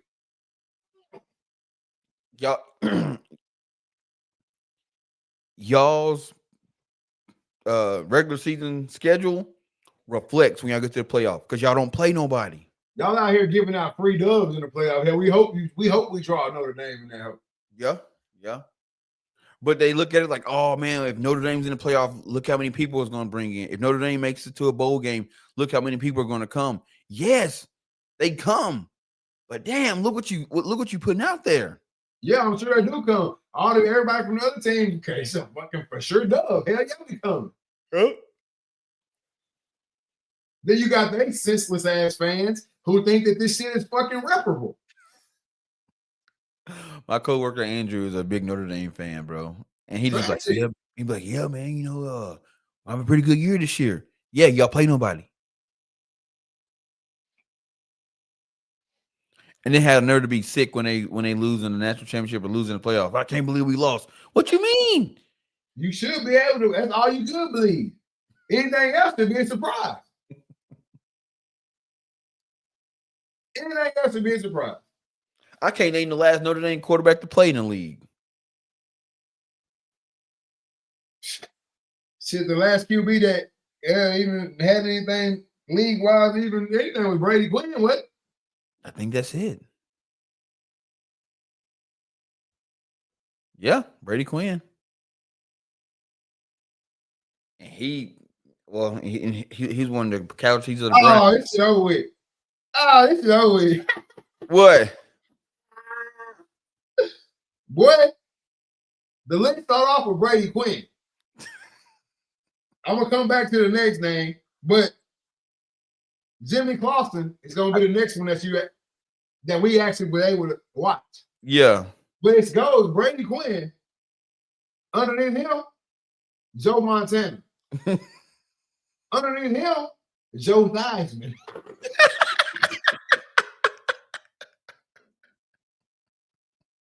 Then you got Rick Muir, Jimmy Clausen, like I just said, Jerry Jackson. He's so damn old. They ain't got a picture of him. He was born in 77. That'll let you know something. Trent Henry, he played for the Pittsburgh Steelers. He had a 2-bar QB face mask. So he Just went 2 bars right here. clipboard. John Hart, Rusty Lick, Blair Keel, George Izzo. God, dog. Tom Clements, Dane Christ, Carlisle Holiday, Ron Palace, Tony Rice, Arnez Battle, Demetrius Jones, Paul Fila, Johnny Lujak. Oh, I wish you could see the picture of Johnny Lujak. Bob Williams, he got one of the cartoon. It went back when they made your player card was a cartoon. The original cast from Rudy got more NFL stats. No.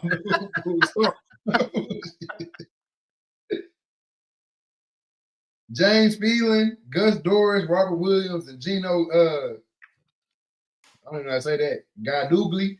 And hell, the last running back was Jerome Bettis.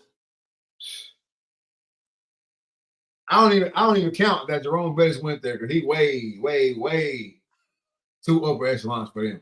I'm sorry. He way too upper echelons for them boys. Outside of like they got some DNs and shit. I think that did some shit in the league. Yeah, That's the big African cat, or he might still be there. I forgot they had a couple like LeVar Arrington and all them cats. It's just sickening to me, bro. I can't stand it. And they killing Zion online, by the way. Boy. Bro, can y'all see this? Barely. They killing him, bro. That ain't even him. What the caption say? He look at him. He's the captain now.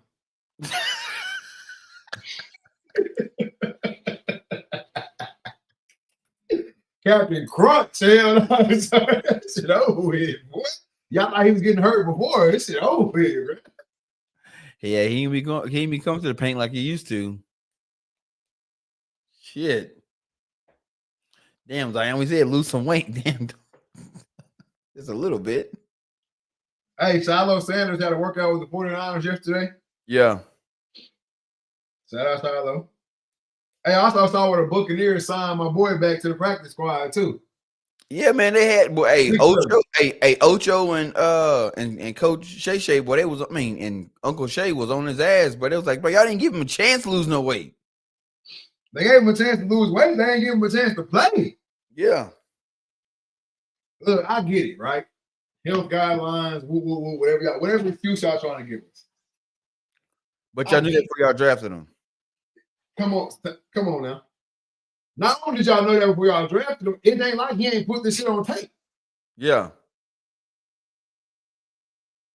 If he was just a cat y'all picked up off the street, right? And they say he can play. I see the routes y'all went. But this cat got tape. This cat ran at the combine. What are we saying?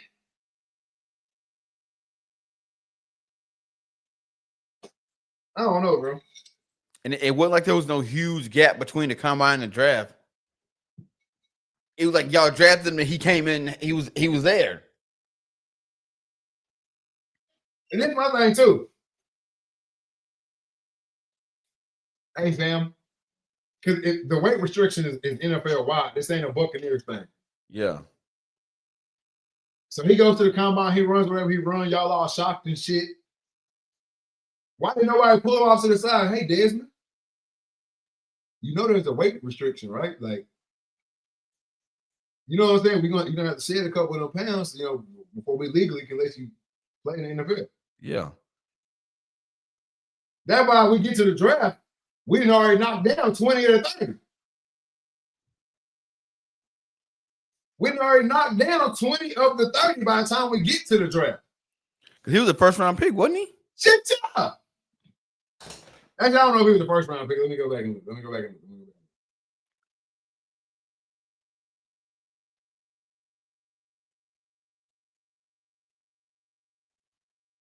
Desmond Watson.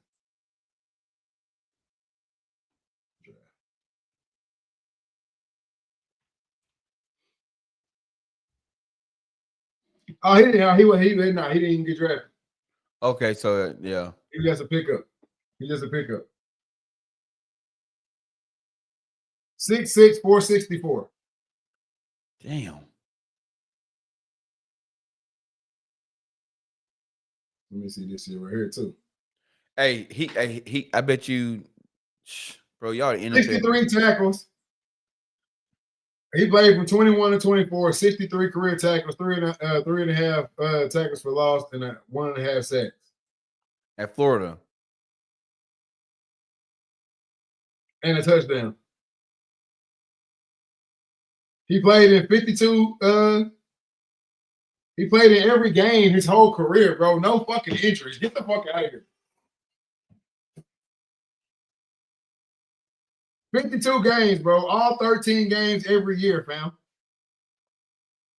So bro, he used to this. 2021 as a freshman. He had 7 tackles and a half a sack. As a sophomore, he had 25 tackles, 1.5 TFLs, and 1 forced fumble. Junior year, 11 tackles, 1 tackle for loss. Senior year, 20 tackles, 1 pass breakup, and 1 quarterback hurt. 500 pounds. Well, he met the fitness requirements, so he was in weight. They brought him back in, and he met the fitness requirements. He's down to 449. I feel like they did him for the bad. Now he a practice squad. He on the practice squad now. It's the hope. I mean, we'll see him in a couple of years, I'm sure. Yep. Yeah, we'll but at this point, if I'm him, I'm like, I don't even want to play for y'all. Yep. I don't want to play for y'all, bro. He'll be back next year. Like this year practice squad, and then they got him working out, losing weight. He'll probably get down to about 350. I don't even want to see him at 350, but that's 100 pounds. Bro, he is, bro. Looking like Zion. Take a bro. Anybody who's done something for a long amount of time, especially he played D tackle, he a run stopper, Vince Wilfork type of, you know what I'm saying, guy. He not rushing the QB very often. He is a run stopper. He plugging up the middle. He a plug. What do you do? Bro, I use this. I remember my roommate Jarvis back in the day when I used to get in there, when getting the game and shit or whatever, he'd say, Reed, put that 300 on. Put that 300 on the boys. It's hard to move that 300 up out of there. Yeah. Shit, when I went to running back and dropped that shit down to about 260, shit, wasn't no more 300 to put on the boys. Yeah, they got to use that speed. They ain't got a little bit more wiggle. You got to have a little bit more wiggle. Bro, he damn near 500 pounds. He a double team's worst nightmare. Coach, we blocking him. He just still there. He ain't going nowhere. We blocking him. Look at the tape. We blocking him. You got boys making excuses. Bro, you drop that shit down 100 pounds, nigga. Both of us, we might be able to move something. You damn near regular D-line size. 350 for him is like 260 for everybody else. Yep. He gonna feel light. And that ain't, I don't want him feeling light, because now he in there trying to do shit he ain't meant to do. He in there being trying to swim and shit. Get skinny and get through there. Nah, bro. Yeah. Yeah. Trying to grab the post and shit. Nah, you in the post. You post all right there where you at. Bro, at 500 pounds, bro, just fall right here. That's it. Make them go around you.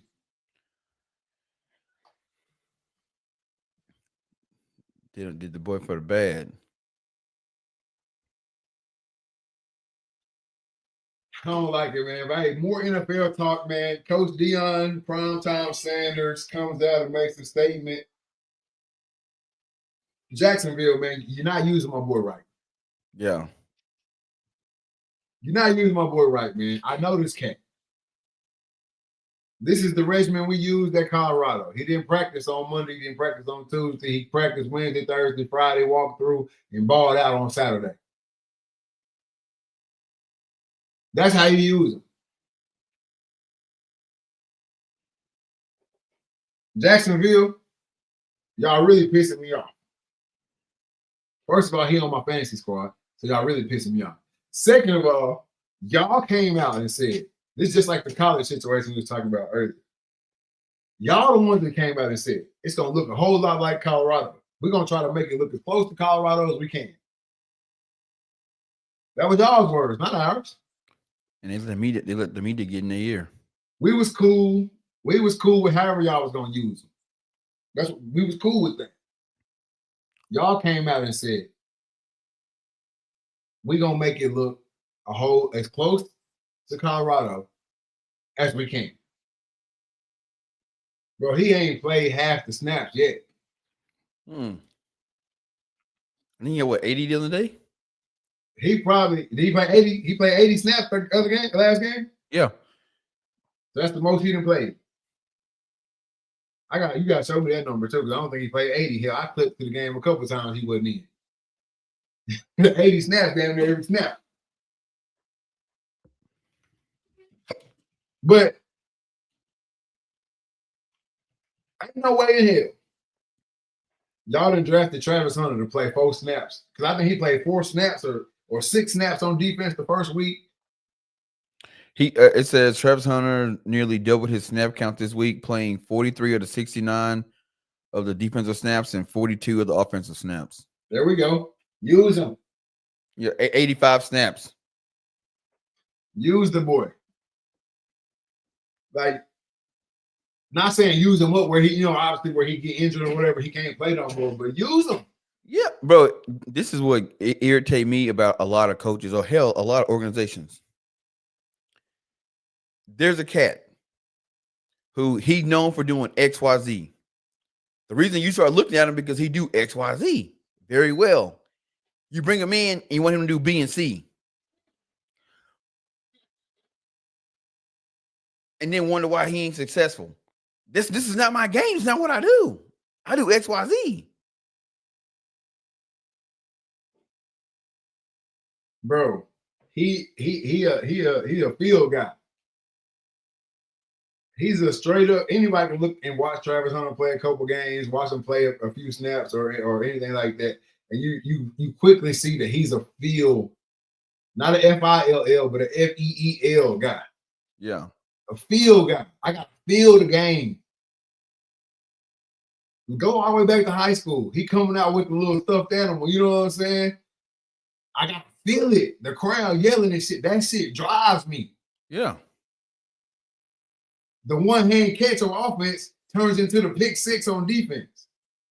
The pick 6 on defense turns into me catching this bubble screen and taking that shit to the hood on offense. Like, he a field guy.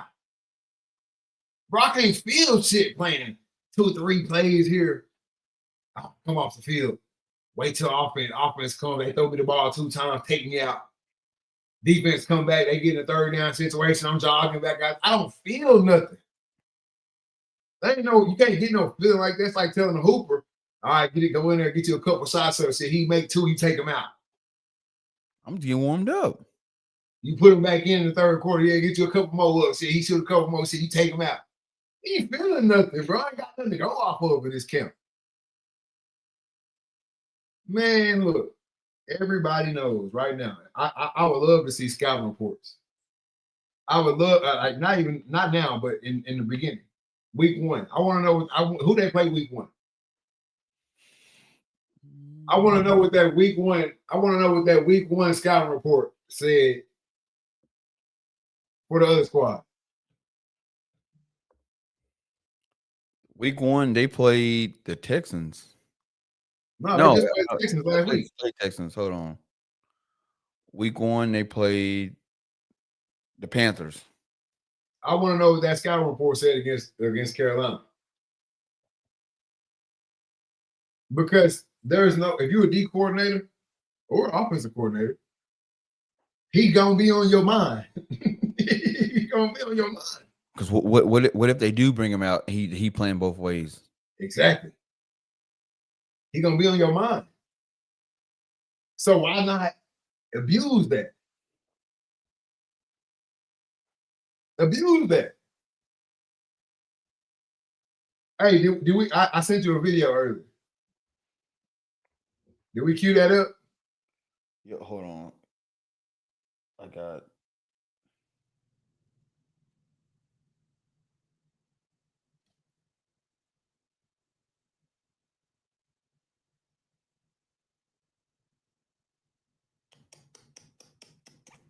Man, I don't know how I would cue that up.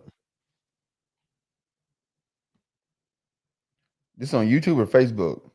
It was a Facebook video. Uh, yep. Hold on. I got you. Yeah, cue that thing up, man. But this is what y'all had. This is what y'all had sitting on the sideline for 3 weeks or 2 weeks.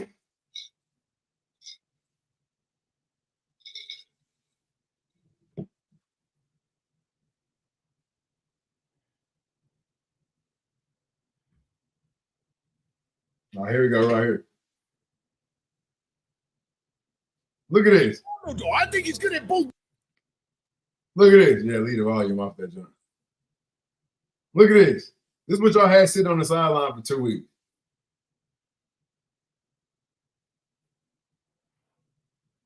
I mean, just watch this. Easy work. I don't know what buddy coming over there to help. I don't need no help. You should have been over there getting that pick. Yep. You do your job. You get a pick right here. I got this. Look. Yeah. If that linebacker stay where he's supposed to be, he get a pick, or they don't throw it there. Yeah. Do your job, bro. I got this flat.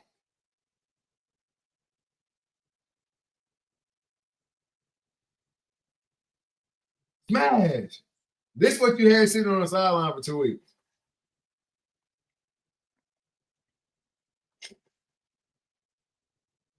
And that's why I say you gotta just let them ball till they fall.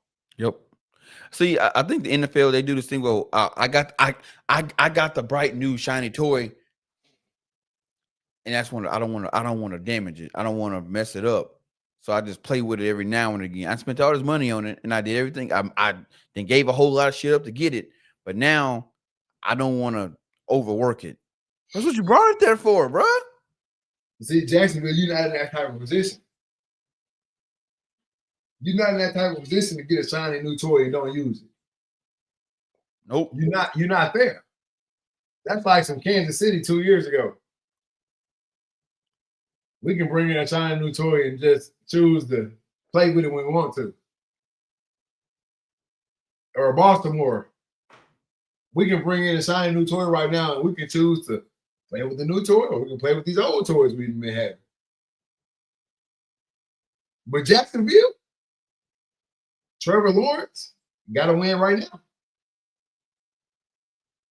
Hell, Etienne been in that mode for a minute. Like you're missing. Your young guys are no longer young. Your young guys are now turning to vets. Yep. Your young core that y'all started building this whole thing around a few years ago are now vets. Are now about to start looking elsewhere. Or y'all gonna have to go in a different direction and move them somewhere else. You know what I'm saying? Like that's where y'all are right now as a whole. So you can't bring in a shiny new toy and say, "Oh, we'll just put them up on the shelf and just play with them when we need them," because you're gonna look around and he's gonna be the only thing there. Yep. Dude, and like you said, a lot of players are. I got that meter, and the more I play, that meter start to build up, and when that meter maxed out, well, I'm playing lights out. But as soon as you take me out, that shit, it dropped. Some guys you just gotta let them be who they are. If he came to you and said, "Look, man, I'm ready to play both sides of the ball," let him. It's his career. Let him. It is not my job to save your career. If I believe that it's not good for your career, but you saying it's what I want, or this is what I want to do it. We're gonna do it let me do it until I show you I can't do it. All right, cool. Because once I say I can't do it, we back at square one.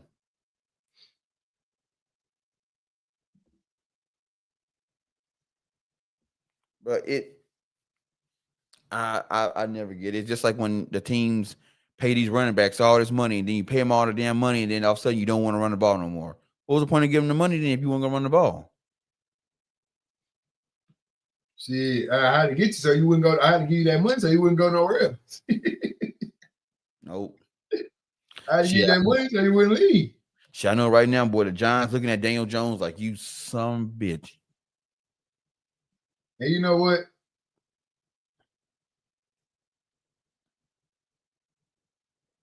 You know what, man? What? I'm happy for Daniel Jones. Me too. I know I talked a lot of shit about Daniel Jones last year, and it was warranted. It was warranted. Talked a lot of trash about Daniel Jones last year, man. But I'm happy for Daniel Jones. Actually, let me say his real name. Danny Dimes. You know what I'm saying? All right. I'm happy for Danny Dimes right now. Keep throwing that rock. Welcome. Keep throwing the rock. Hey, I would love to see Anthony Richardson be the starter, but he shit the bed.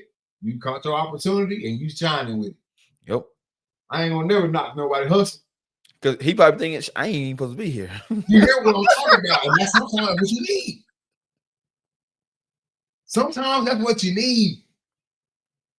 Man, the team that it was supposed to be my team, shit didn't work out the way it was. They really sent me to Indy to die. Yep. I was gonna be Anthony Richardson backup probably for a year or so. Maybe bounce around to another team, be another backup, and then I'm out this thing. She finna fuck around, take them boys to the playoffs. Look, man, he's finna get a big contract. They finna pay him, pay that man. Nah, unfortunately, I don't think he's gonna get paid. We seen this movie before, brother. We seen this movie. We seen this movie before from you. You're gonna have to show me 2 years in a row before we pay you something. I want did they pick up his contract or did they just They ain't no way they picked up his contract. His grade? No, yeah, he signed a 1 year, $14 million deal. So he low-key already got paid. Yeah, he got paid. He got paid by the Giants. You know, like this make ain't too many more. This motherfucker making 14 for 1 year. Yeah, he signed a 4 year, $160 million contract with the with the with the Giants, and $92 million was guaranteed.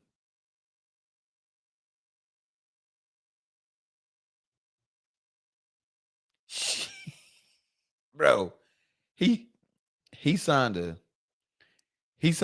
4 year, $25.6 million contract with the Giants. 25.6 was guaranteed. The whole contract was guaranteed. And then in 2000, and then he had 1 season with them.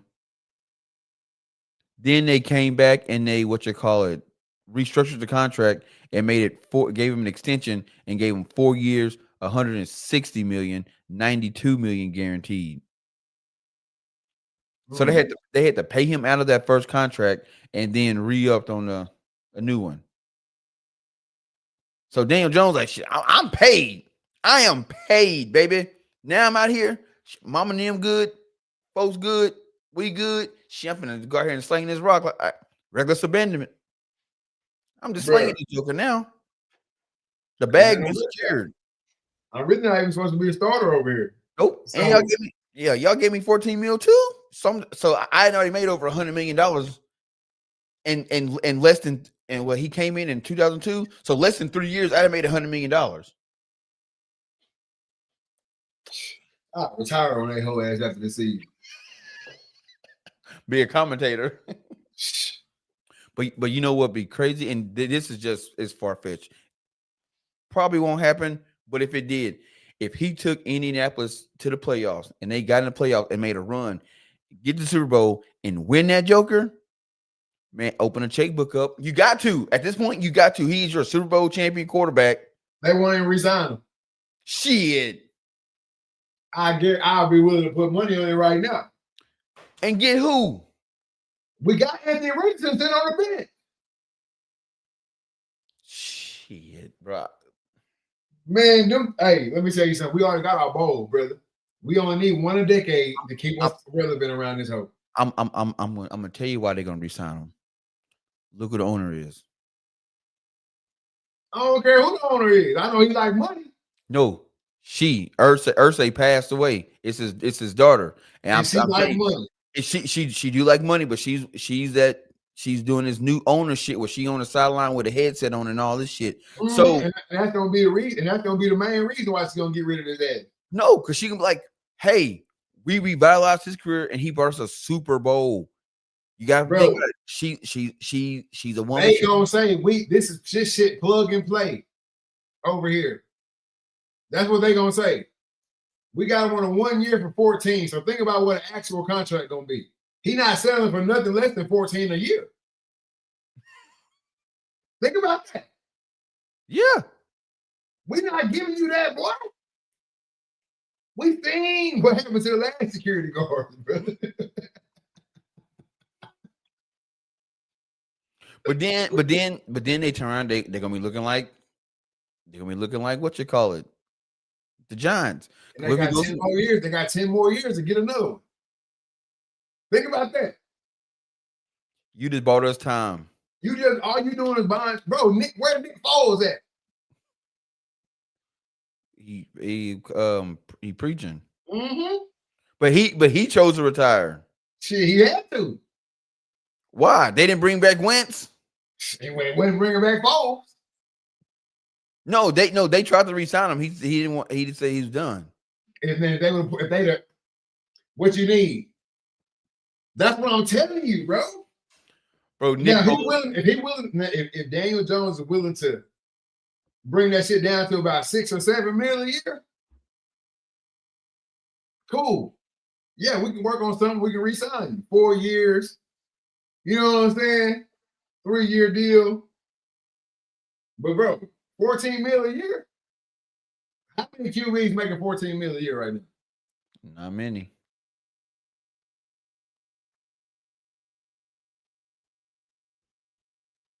Not many. See, hold on. He played 11 seasons, so yeah, he was on the way out.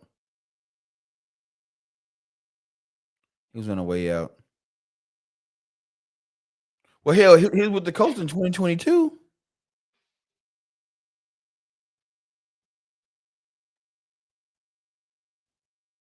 Oh shit, It's actually a lot of QBs, man. I don't know. He might get a check.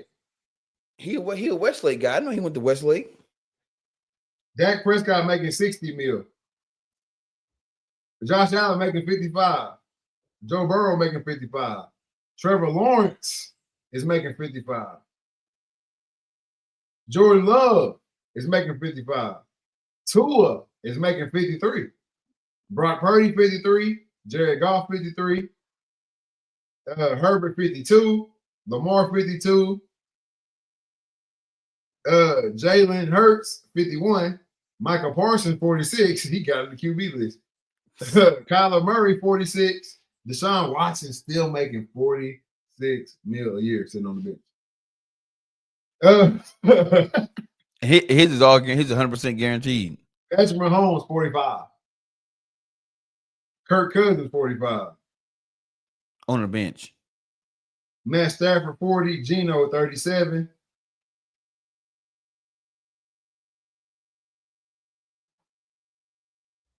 And that's it on your QBs. On the high level. CD making 34. Nick Bosa, who's out for the fucking season, is making 34. Justin Jefferson making 35. Max Crosby making 35.5. Daniel Hunter making 35.6. Myles Garrett making 40. Jamar making 40.2. TJ Watt making 41. So Daniel Jones, he can get a bag. I digress.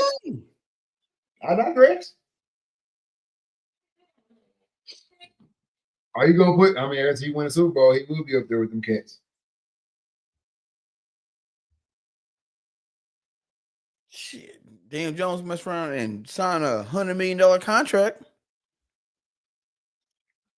Because honestly, I think that's the going rate. If you win a Super Bowl, you're a $100 million contract. I mean, you're a $100 million quarterback.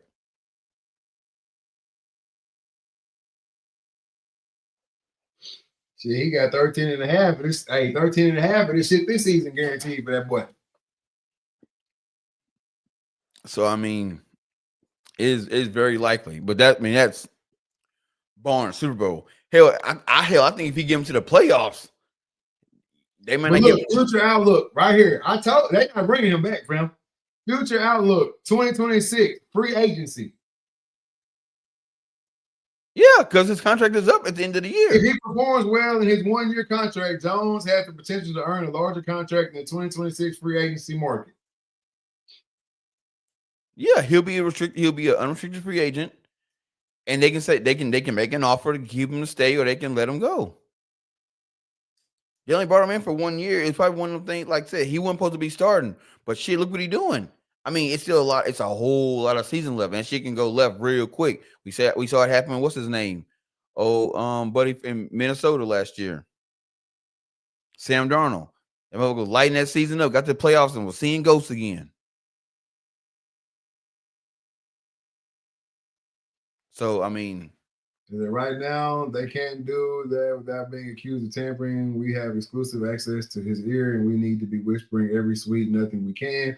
We can end up getting nothing out of this if we try to overthink it. How about for once we try not outsmarting ourselves and simply doing the obvious thing to keep our newfangled playoff window open for a few more years?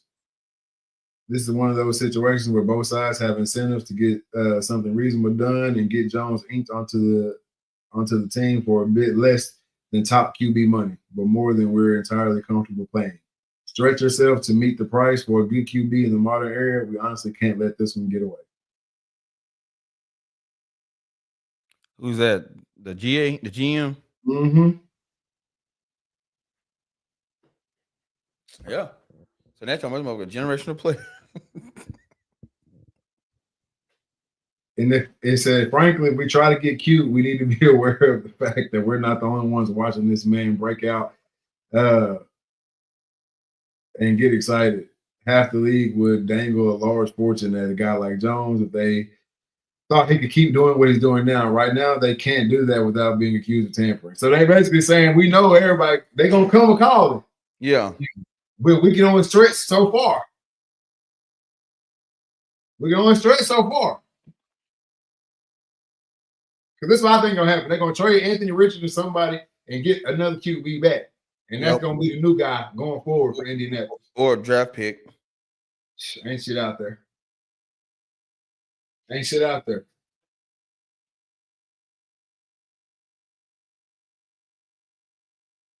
Let me see what they talking, what the QB's talking about right now. In college. Who coming? Who gonna be? You got Fernando Mendoza. Yeah, from Illinois. Mateer, but he ain't coming out this year. Not after that hand injury. Nussmeier, Hoover, and Dante Moore out of Oregon. He only a sophomore. What about Lenore Sellers? He not even on here. They got him at number 2. And then they got John Mateer at 3. CBS Sports ain't got that.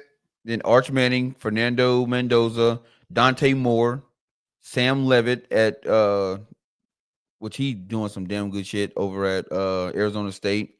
Then Drew Allar at Penn State, Cade Klubnik, Clemson, Carson Beck, Jade Maivia. Is that the Rock son?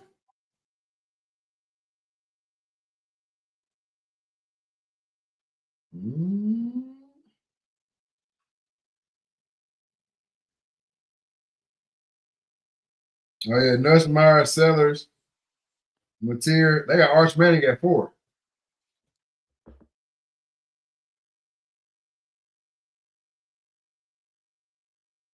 Oh no, he ain't got nothing to do with the Rock.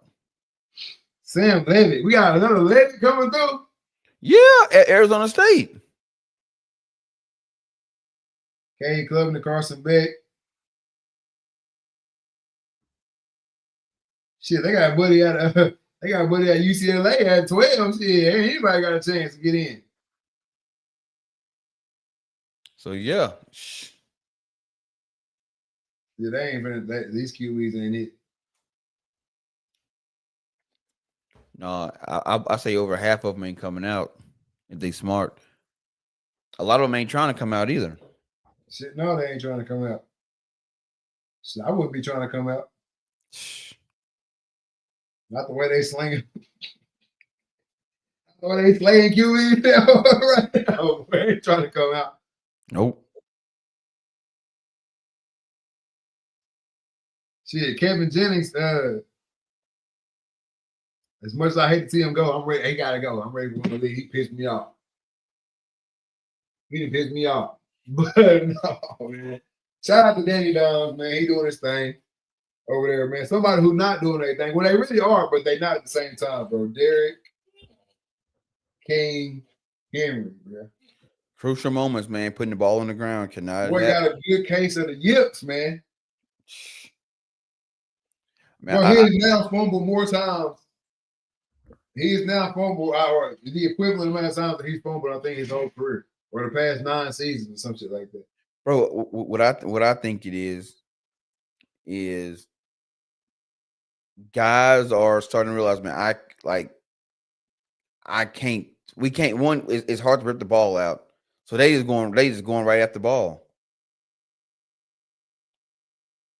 When he getting ready to run somebody over, or he being patient behind the line and waiting, and then you got to make that break, and they just coming in and going right for the ball. Because if you watch him when he in that transition before he getting ready to break, he's real relaxed with the ball. The ball's off to the side and shit, and he just hit him. Bro, it's the double arm sleeves. I don't give a fuck what nobody's talking about. It's the double arm sleeves, bro. First of all, that shit nasty work. Second of all, bro, that shit slipping, bro. That shit slipping.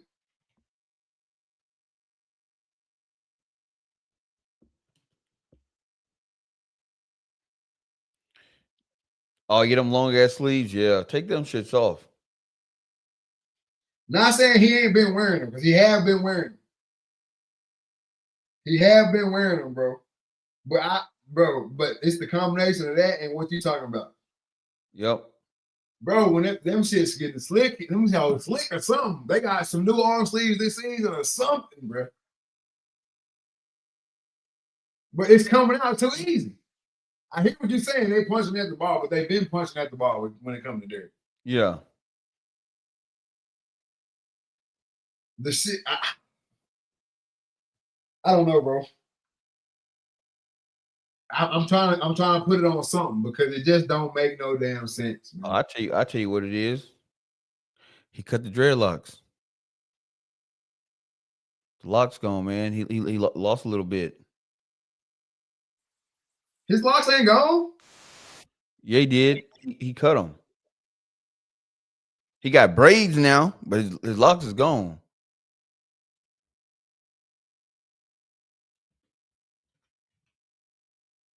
Oh, he do got braids. That's exactly what it is, bro. That's exactly what it is, bro.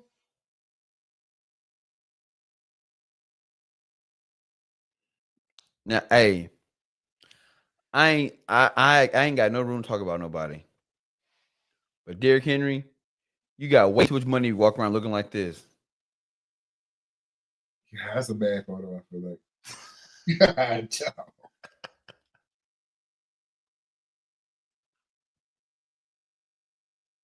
he cut the fuck. I didn't even realize. I done watched all the Ravens games this year and didn't even realize.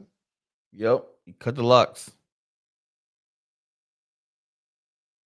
That's exactly what it is, bro. He ain't got no more power, bro.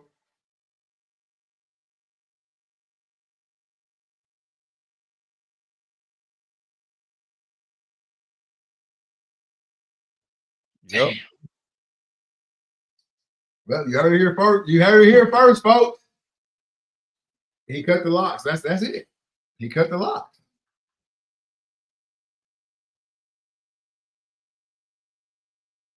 Damn you, Derrick Henry. You didn't cost me so much. Lock's gone, man. Like Samson, man, you cut the hair, you lose a little bit. Hey, Mo, I need him to come back though, bro. So bad. He the anchor on my fantasy squad, and he ain't anchoring shit. Nothing. Week 1, he did. He still fumbled week 1, but he still anchored. He anchored. He had like 120 at half. But I can't keep doing this fumble shit, man. This fumble shit killing the game. It's not a good look, man. You got to hold it down for the big fella, dog. It's not a good look right now. It's not a good look, man. He got the case. They call it the yips. Not to be confused with the the Bipley snips. Bipley snips. It's the yips, man. And that boy, he's tripping right now. I need him to come on with it. He on tour right now with ISO speed. Mm-hmm.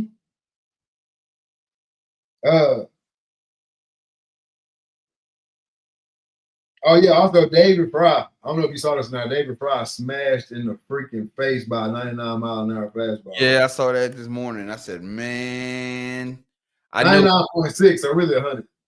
So I'm pretty sure he probably cracked the orbital and all kind of shit.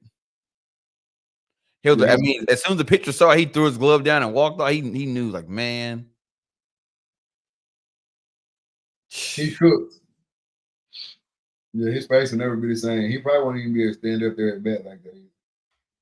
He at least not bunt it anyway. He ain't gonna be able to bunt it. I'm telling you, but that mug came quick too.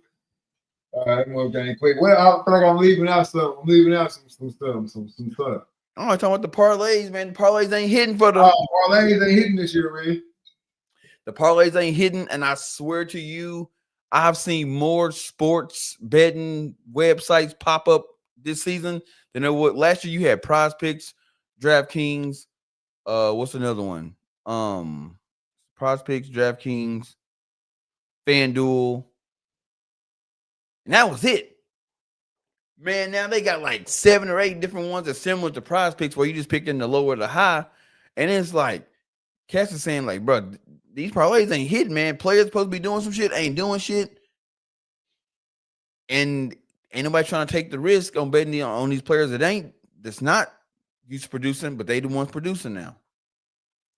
Games supposed to be, you know what I'm saying? It's, the point spread, 45 points. Shit, either they scoring too low or they scoring too high. Well, the games is supposed to be like 45. They scoring, 22, 23 points. In the games where they supposed to be is a tight scoring game, shit, man, the teams getting blown out. So Cat's like, man, what y'all got going? Not teams, but these bettors out here struggling, man. Cat's having a hard time with hitting the parlays, man. I don't sports bet. I just can't get into it, man. You know what I'm saying? I like to hold on to mine. I like to hold on to mine. I don't know what I'm gonna do with it, but I like to hold on to it. I ain't trying to give it to no damn FanDuel or no shit like that. But I keep up with the money lines. I keep up with the what's the going bets for the weekend and stuff like that or whatever. Just sometimes I like to say that if I would have betted it, what would I? You know what I'm saying? Yeah. How would I have done this weekend if I bet, man? And most of the time that shit do not be coming out in my favor. So I'll be like, yeah, I'm good on the sports bet. But man, the parlay, I see people, man, they be putting together 18-leg parlays, man, 7-leg parlays. Anything over 3 or 4, bro, you really cooked. You taking but the reason they be doing like the 18-leg parlay is because you can bet $5 and win like 15 grand. Yeah. So you already know going into it, the probability is really, really, really low. Hell, I'm guilty of it. I'll put down a 10-leg parlay, but I will say with me, it'll be out of them 10, I'm gonna hit 7 of them. But I'm greedy because like, damn, if I'd just bet them 7, shit, I'd have walked off with $10,000, $15,000. but I went with the 10. Bro, I remember when I was a Falcon fan. This is another reason why I'll never do that parlay shit. I remember when I was just a Falcon fan, just betting my friends. You know what I'm saying? Just betting, people at school or just betting the homies or whatever. And I just remember how many times that shit went wrong. Yep. And that's just one game. Y'all boys betting on certain shit to happen in 10 games. That ain't no lifestyle for me, bro. But bro, they make it so easy now because like you got this one they just popped up. They use AI for all their advertising. But bro, for every $5, if when you open your account, for every $5 you deposit, they give you 50. And bro, people flocking to it. But I'm thinking if you giving me $50 for every $5, you letting me know off rip you ain't finna win nothing over here. I know I'm gonna get my money back.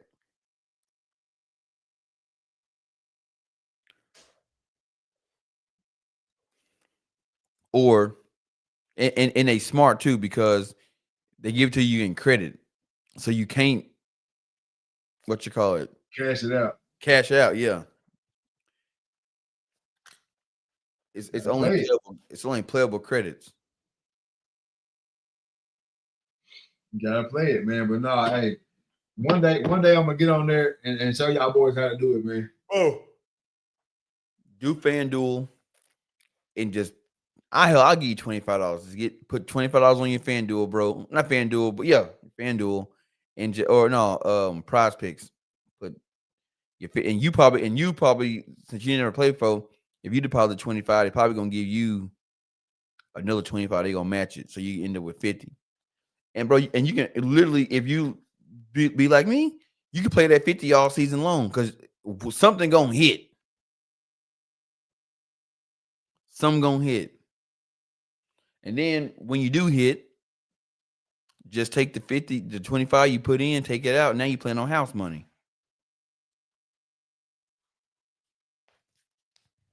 I'm gonna get on there, man. I'm gonna get on there and show y'all boys how to hit it one day.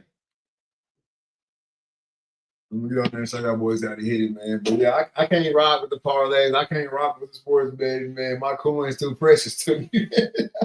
Coins too precious. Hey, man, but you know what time it is, man. My favorite part of the show, man. I gotta have my mental health checks, man. I gotta know how you doing, man. Personally, what's going on with you? Physically taking care of yourself and business-wise, what you got coming up next? Man, personally, man, just been working and getting projects done around the house before the cold set in. So, let the hot tub out and getting ready to winterize the pool and all that stuff. So, personally, man, I think been good. Getting ready to head to Minnesota tomorrow, flying out. Gotta go to a wedding. So, personally, man, probably sitting about a 9 right now. Physically, man, feeling good. Getting ready for the hunting season. Haven't really been working out like I should. Been getting up every morning, going on walks.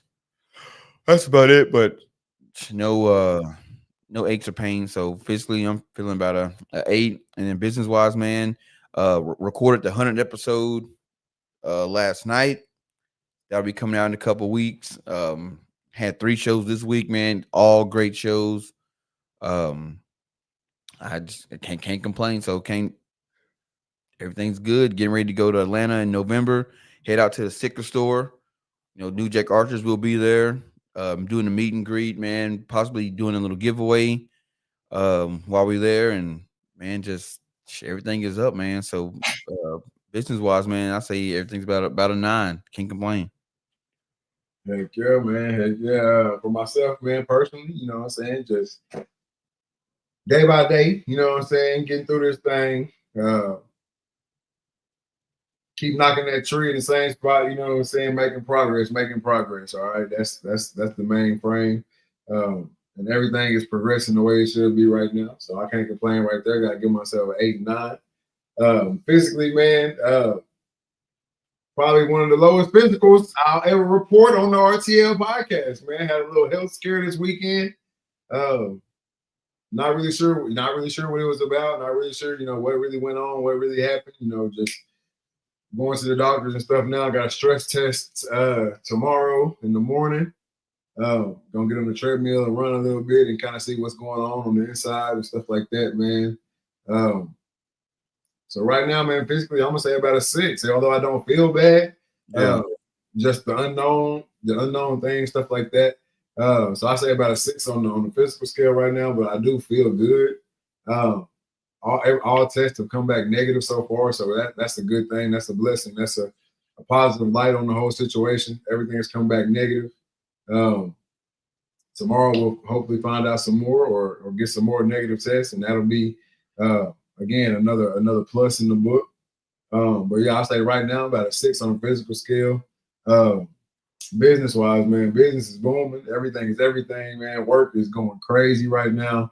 Photography is going crazy right now. I was actually out of town doing the shoot when the whole situation went down. So obviously that was a bad thing, but being booked and being out of town and being booked is always a good thing, right? Always. So gotta thank God for that. Gotta thank God for the blessing. Thank God to make it home safely and get to the doctors and find out, that it was truly nothing going on. But yeah, business wise, man, everything is everything. I gotta say 10 on the business scale right now. Heck yeah. You got any last words for the people before we get out of here?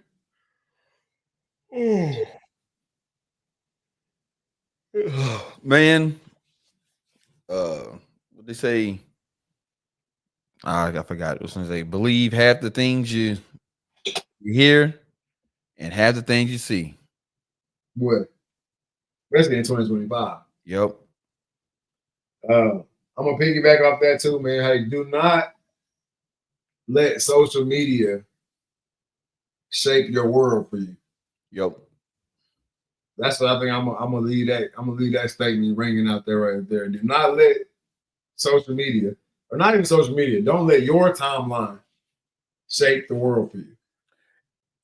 And see, bro, that's big because a lot of people think everybody timeline the same, and it is not. I promise you, if you sit next to your friend right now, have them give you their phone and look at their Facebook. I promise it looks nothing like yours. It looks nothing like yours. You are definitely in the echo chamber. No doubt. I think a lot of times too, we forget, or at least we play like we don't know about AI until we want to use AI. Yep. And then we're like, oh, we can do this, we can do this, we can do this with AI. Yeah, think about what everybody else can do with it. Because we using I'm not, I pay for mine, but if you're using the free AI, it is not, I can tell you now, free chat GPT is not like paid chat GPT. I promise you that. They're not the same. No, it's not. There's so many ways you can use AI. I feel like there's so many people using AI on a basic level that they don't realize that the AI can do that, or at least they play like they don't know that AI can do these things. So like half the clips you see online, even if it's a real event that happened, by the time you get the clip, AI it's already been played with. Yep. By the time you get and right now they're doing a big like the tweets.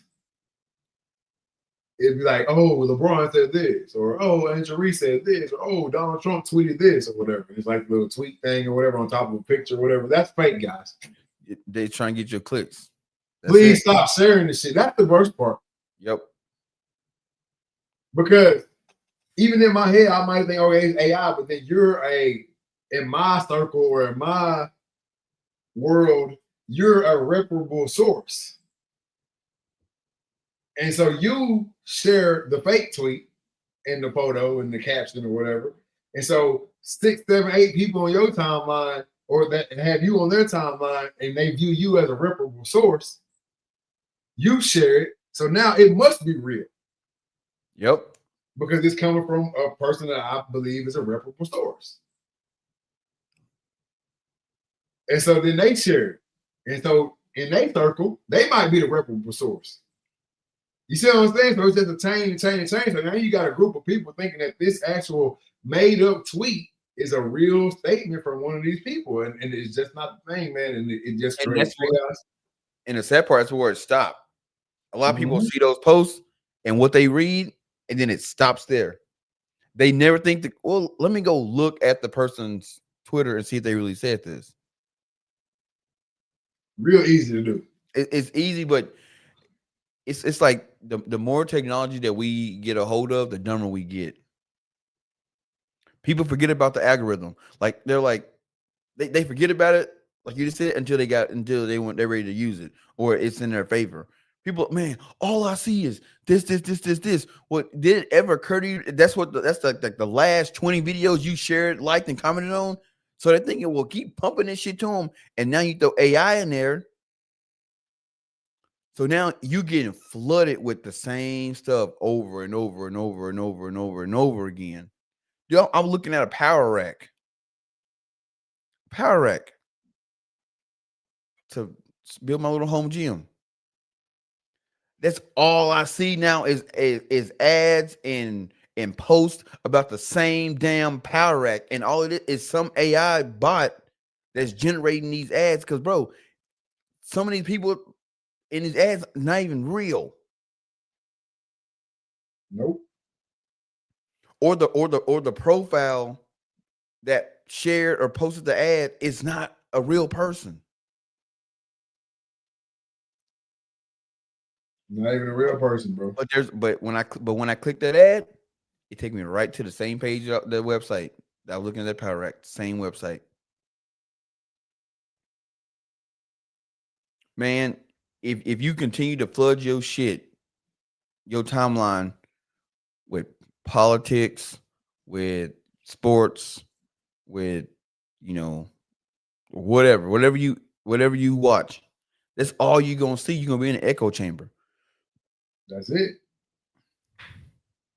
That's it, man. Hey, hug them babies a little tighter, man. You never know when it's gonna be the last time. All right. You should not see the same person on aisle 3, 5, 7, and getting out in the parking lot, ladies. Everything is not a coincidence, all right? And have yours on you, because I for dang sure gonna have mine on me. All right. With all that being said, this is season 7, episode 31 of the Reed Talk and Listen podcast. I am your host, Nick Reed, along with my brother and co-host Trey Reed. No killer cam tonight. We are out.